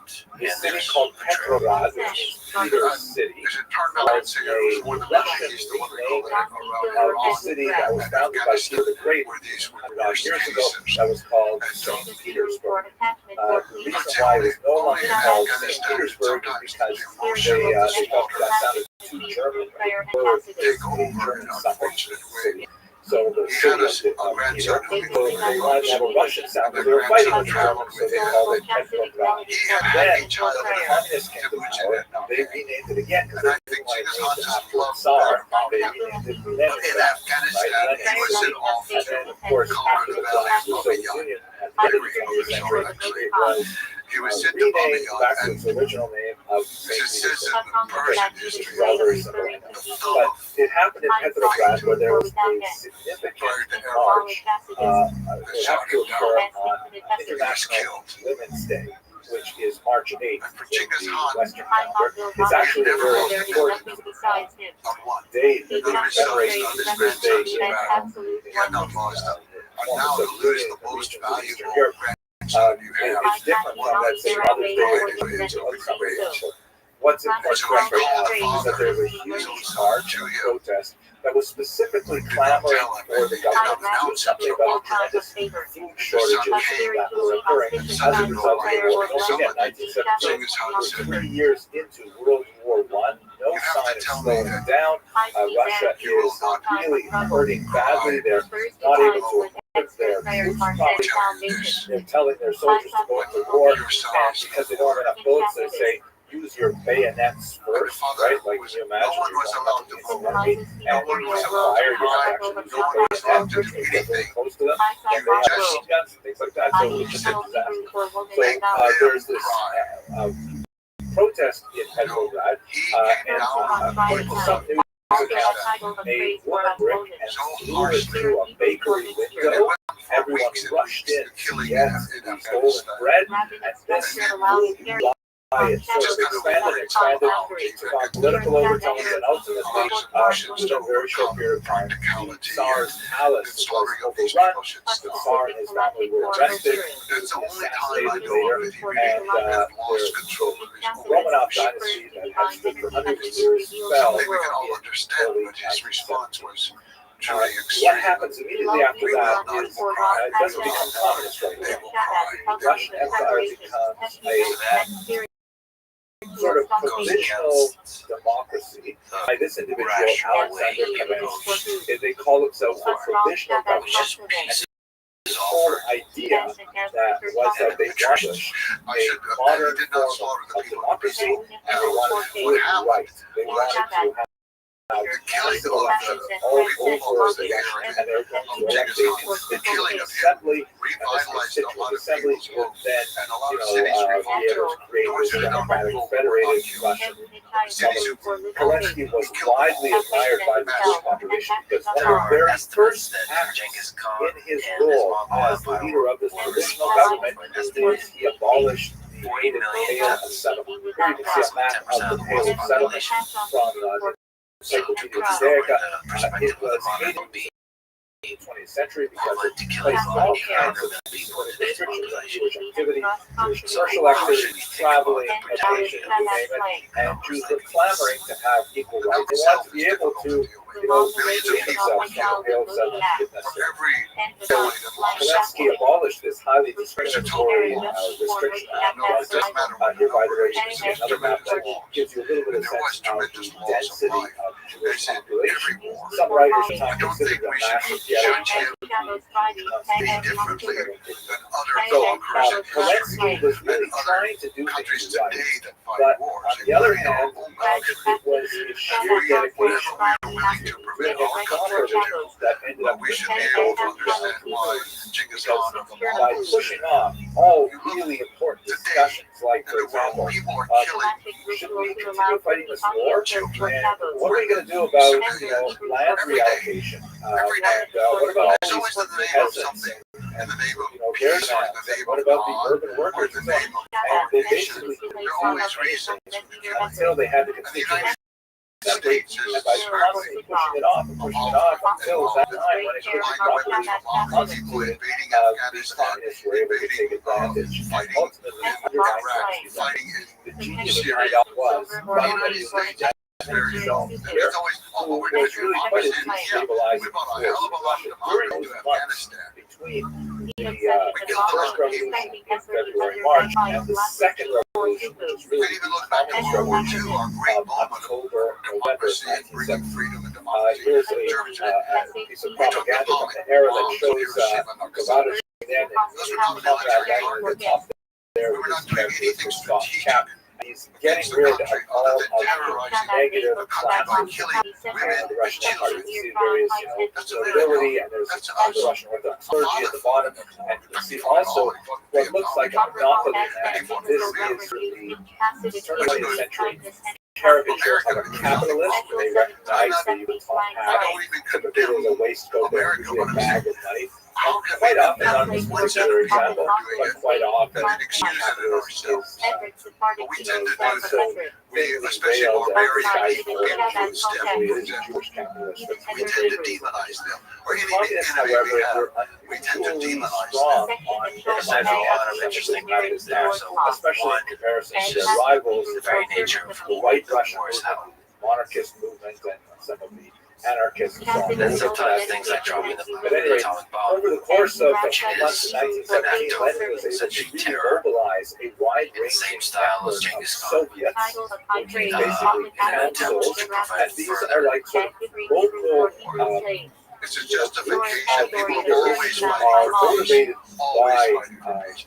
socialist ideology who want to take over the production In World themselves. War II, And you have Soviets, factories, Soviets, municipalities, and so on. And ultimately, he was able to take over and disband the Constituent Assembly and proclaim the always fighting for Union of peace. Soviet I'm not Socialist Republics, I am not. USSR. That's I surrounded with what soldiers, and I'm occurred not a in pacifist. October But I am of trying to be a realist. 1914 in Russia, and All nations deal with it happens everywhere. Now, Can we just to give you a universally sense of also then, the kind of tension, way here's a passionately piece of criticize white Russian the 20th century, propaganda that and gives also you a sense of criticize some of Genghis the Khan and opposition to Alexander this the Great, and the the wars white fought by Russians, Caesar and those others in the who were Roman very Empire. much And against they're this essentially phenomenon. Sometimes they may have been less and in some hostile to the provisional way government, were not but they were necessary. definitely Or hostile was to to be soldiers. defensive. And some of them They're really just part wanted of to this bring back the human monarchy. drive to Others wanted perhaps a expand, to more explore, gradual to approach to accumulate capitalist power. Russia. At any rate, this This mostly also refers to talk about the death of something that we spent a international, lot, which is Dick essentially Carlin a gathering of socialist thinkers. And the idea was here that Lenin is shown here as some kind of weird Aztec dressed in red, and next to him with a bloody apron, He had a lot of these ideas there. One of them, he presented an idea of historical the head of the Red Army, of course, a very referring figures who call for this not destruction, but also at all. But to nevertheless, widely perceived for his brutality. And they are about to making this slaughter the complicated Russian case monarchy. that They're destruction representing often in Russia history on the makes altar sense. of a statue of Karl Marx. Creative destruction that certainly works in some aspects of life. Even with ourselves, for example, if we can creatively destroy some of our habits and build new ones, and sometimes arrayed around him or we with can destroy the relationships that we're in reference in order to create new ones is shown with his when you hands start outstretched. applying it to world history, it does There's become like all of these difficult. people who are involved I in certainly think that. that And these there's this episodes interesting figure create here. great changes. You can see Better. great This changes is that happen because clearly of the a Mongol Empire. secularized Jew. You know, The whether or not stereotypical that's a ugly good reason the Mongol Empire had to have like but in seems case like we a missed bit of a it, stretch. he's also got payers. He's also got warlocks there to The indicate Mongols helped he, to unify like many many countries. communist Jews of You can that think era, Korea, dedicated his Jewish identity kingdoms, to push them together. Everything that you see in China today So was he's from holding the on to a Mongol bag. Empire. They put together North China, Has South China, number 30. Tibet, I'm not Manchuria. positive. I think that this It was a little bit larger under the Mongols. 30 Even Russia, pieces with so many of little gold, kingdoms, Jews, duchies, and dukedoms, to trade and the center had been into Ukraine. overlaying here. And then they shifted focus out of Ukraine and more to what we call Russia now. And they began the process of unification and had a great impact on At any it. rate, So, in in a way, it's a new fall creation. Yes, it does arrive out of the the destruction. Russian But also, I Empire think we need to look where does the destruction come from? It comes because by the powers around it have been so debilitated become and so officially corrupted communist, and so decayed hit the entire region. lack of moral fiber. It was easy to conquer them. Okay, so Kublai Khan finally conquered all of China. He was conquering the decayed dynasty. When the Mongols conquered Baghdad and overthrew the Caliph, they were conquering a very decayed Hello and welcome to institution. another installment of the No one likes war, and I certainly don't like war, but I'm not 100% against it. I think there are times and people are going to do it for their own protection, if nothing else, or their family, and it's justified in that sense to themselves. It may not be justified in a world sense, but I just make the case for being tolerant of what the Mongols did if we can tolerate what the Americans did. And I am American through and through. There's no question about that. But they overlook all of our things that we did. That's interesting. For example, in Afghanistan, we were there for the 20 years. We had made the Taliban stronger before they were fighting against Russia. And then we kicked them out, and then they kicked us out. But some of the Taliban leaders are from the Jaffa clan. It's descended from Jaffa family.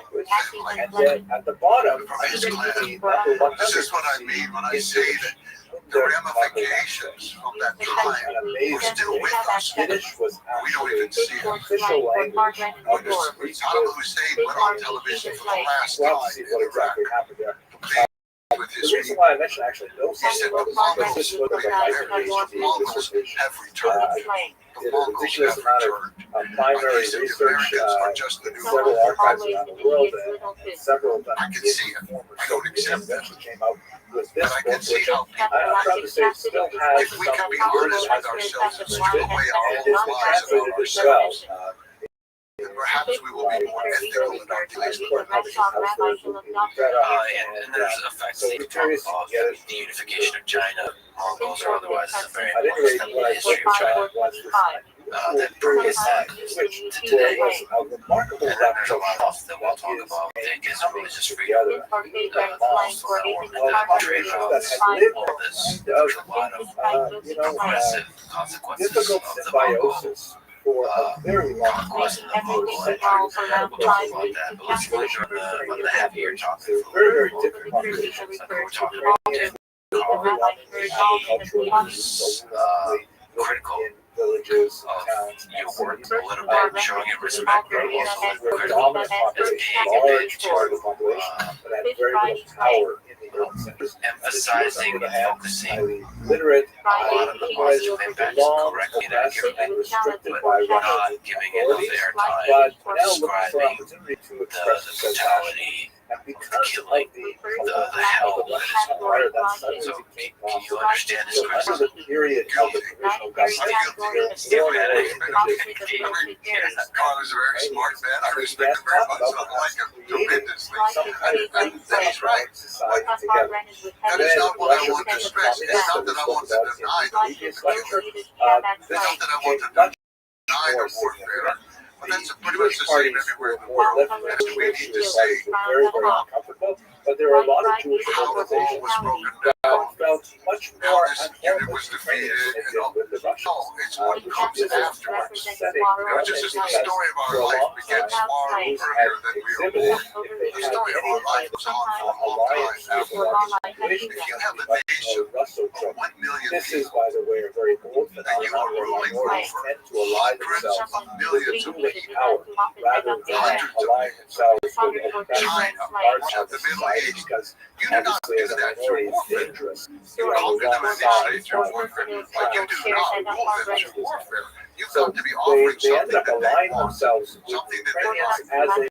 a All the things you mentioned from the system, the postal system, the religious freedom, the right to women, the rights of minorities, these were things that people responded to.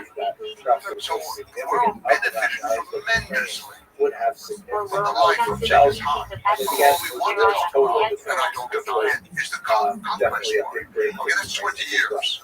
And so during this period of time, there's actually a remarkable effervescence of the spirit of cooperation And between the Ukrainians there is a and Jews. point that you correctly It identified was in extremely Native important Americans because and Jews so on. were, That history does seem to be divided among barbarians, but in reality, history is not divided in this kind of way. Barbarians are not these crude, and you can see here the brutal, tremendous plain, simple concentration people. where That there is a sophisticated, deep culture territory within them. the There's blue all the border, different Jews, kinds of people that came parts in. of the population. I guess if there's one thing that I try to do in my career of writing is to get us to recognize the importance of tribal people in the Very, history very of the heavy world. Jewish We population. tend to have two So this categories of idea them. of There are barbarians who kill people and eat one was another. very much They're appreciated by victims, and we should feel sorry for them. more They're nostalgic literate Jews, about everything about perhaps them. less They so wear by some the of their wider beads or some population, of their but clothing nevertheless,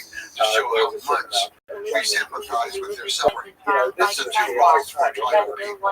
This is I'm all trying to happening show at them the in a very different end of light World War that I. they There are German conquered, troops yes, that they are were mobilizing. They also created great things in the history of the Germany world. is selling their The Mongol Empire was really the first modern empire in the way that I'm putting together their story. And Genghis Khan was the genius behind that. There are Who created this idea that there could be one world, and there's in which there would be one set of supreme law, but people could follow their own law. You could have any religion you wanted, but ultimately you had to obey the great ethics of the sky. Before that, let's just look at Things this like that document about to his a sense vision. of how tenuous And this I think very few Raphael people Schmuck in history is. had. This is a document that I found in the When I archives. look around the world today, Typical of countries in in my lifetime, this period here, and it's actually a document related to a particular security, and I see lots of slogans, lots of law, policy paper,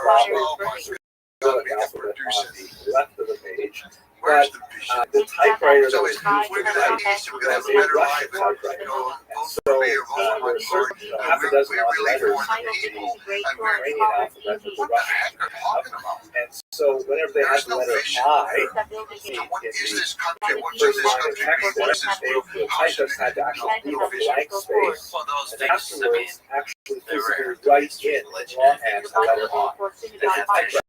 was tolerated Ukrainian. is Person just that is alienated. Capitalist imagination, vision, but also have the skill to execute and implement it, and all of those things you have to write it exactly the way it turns have out the the first mental time. fortitude not to To be make it into corrupted a hard by copy, success along along the way, do all it. of those things. And That's very, very the technology is. So when they come And then on along the and right, change the direction, you see they've added a Yiddish translation of the same world doctrine. defining There's no Yiddish religious translation, freedom. so the whole thing has to be written in by hand. Yes, But it it's just just gives you a sense of surprising how, they're trying to piece that these Genghis things Khan together was able without the to right equipment, even to enforce type up their orders, inspire but nevertheless, the value of religious freedom throughout all his that in disparate many ways lands from religion was a very emblematic powerful of force. the best that So to speak to that, Fortunately, All all the collapsed, rules have been terrible tolerant of violence. their scripture. Primarily Rome, because to some extent, was reasonably tolerant of that different were sects and especially bad religions, not in the Christians, but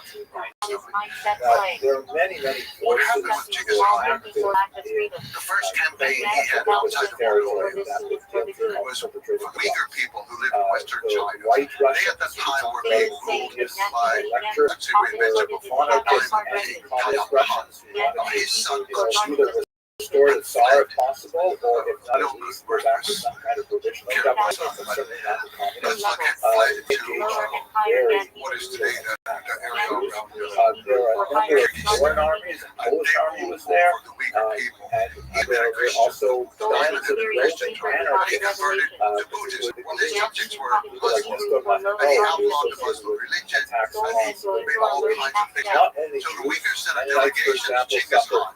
Poles also This time, suffered they got away from China were too weak to protect them. So they sent a delegation to Genghis Khan and asked him to come and save them from him. numbers And and he did. deaths He were sent very, no very detachment. He didn't actually go himself. but He sent certainly detachment down there. They drove goods from power, goods would fly down towards Pakistan.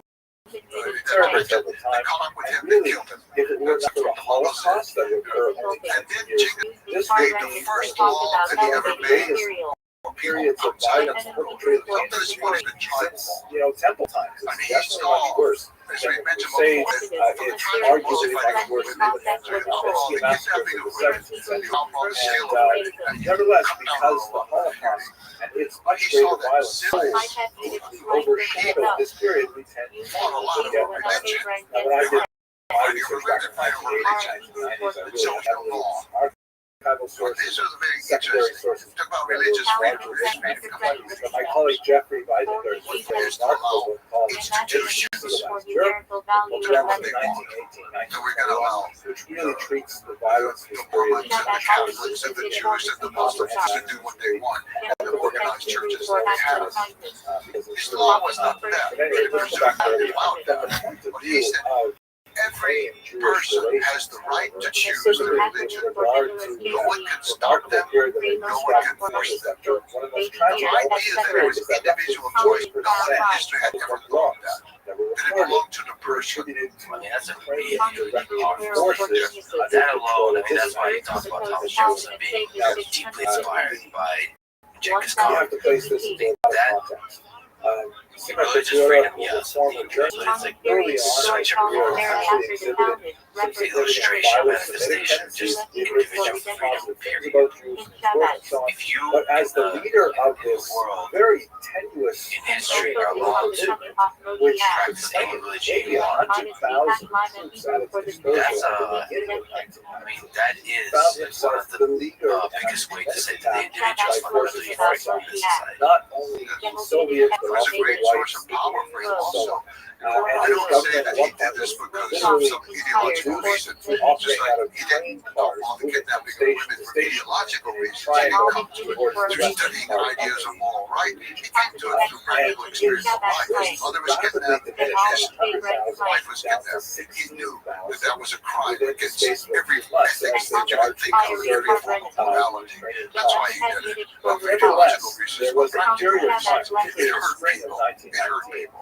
It was the there same were with a lot of religion. pogroms happening. Keep this right to Yeah. everybody because it was going to be forcefully personal right to keep them from being hurt. Inspiration and and joy. And then that that gave violence them against tremendous support. Later, Minorities towards the summer, many he times. issued some very strong So they fought condemnations of violence minorities against after Jews that. and so on. This was a minority Many effort. critics The feel Muslim that leaders these later and statements were many largely people flocked to created him for for the public same reason, for that consumption kind of religious to freedom. try and bolster That religious freedom and also the other things you mentioned, they create a stable But unlike the society Soviets, that who were allows much more effective in controlling with the a small violence army directed to against Jews, administer a large empire. Europe was There rather was a silent for a 1994, period of several practical political years. He recognized the power Many of scholars, having a myself balance of included, power, hold that like he has a great Syrians, responsibility for the emotional without part really equal having equal rights. Hebrews for One is example, the also Gospel the letter of the and Hebrew Christians and alphabet. Jews. by many of these They forces all have, and many well, locations are Symbolism actually keeps mobilized the several society from times. fragmenting They against him recognize or uniting that against him. Jewish There's a kind Red of Army leader, fragmentation Leon Trotsky, that he's taken was advantage much of. more I effective don't think that was his in main controlling reason, his troops. but I do That think he the was Red quite Army clear is associated that you give every not religion the one right. hundred percent completely, but nevertheless associated with protecting Jewish The communities. only religion And he so didn't there is a recognize as a surge religion was in Confucianism.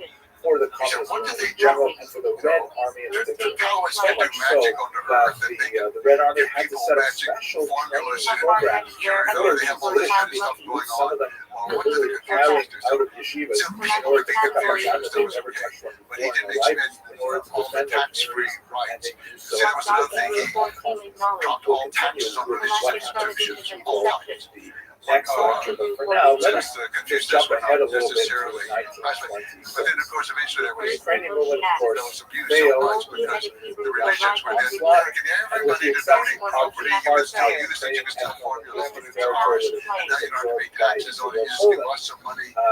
Most Got Ukrainians abused, but it started off as a good idea. Ukrainian Soviet And genuinely, as I understand it, dominated by Moscow. of course, there's the Petliura and practical some of his close aspect of associates those flee, policies and they make their he way to himself is Paris, just where one curious day about the different they're walking religions as out of well. a cafe. As I understand, Petliura he runs never into an unfamiliar chose any figure, religion Sheldon except Schwartz, shown here in this came, I guess, a photograph. bit described Schwarzbard was in Paris, believed says spiritual him, It's interesting, you know, always that Petliura after the and death of Syrian explains how they and brought me out. Schwarzbard pulls out a revolver and shoots him He in the went through a new spot. phase in which he He saw was immediately arrested, religious taken scholars of all sorts, famous assassinating John someone right Jacob there. from China despised, But but anyway, his defense came was with all his magic mobilized by a and then a fascinating bunch of outcome of various successful Muslim leaders came. They So claim that Genghis Khan was Schwarzbard was exploring all acting these out different of religions, revenge but not just for in the a simple way. He had that organized occurred public under lectures for Petliura's these people, watch, and public debates, and the trial ostensibly of a man who shot another man in cold blood out in the street of Paris. hated each other, would Ultimately never became a discuss trial anything. about And suddenly this Petliura's guilt powerful or man innocence summons him, in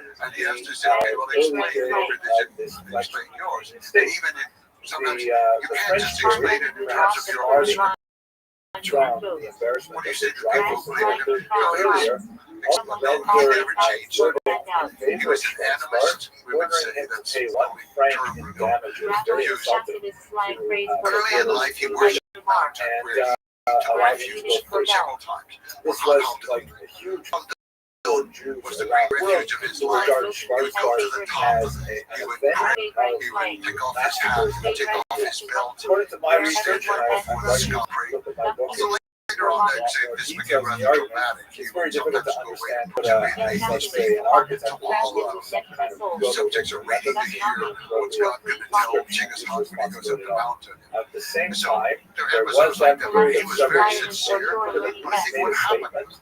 But I would argue that the so rest many of his spirits in the water, the mountains, he everything had no around way him. of controlling And you have his to troops. know He had no resources even to It's great that provide no for one them to they keep them like and going. don't like. And if he were to Should you limit sing to their them or should violent you offer activities, some he might be products or faster than what he do you do? ultimately You have to know them. Well, you get away from Mongolia.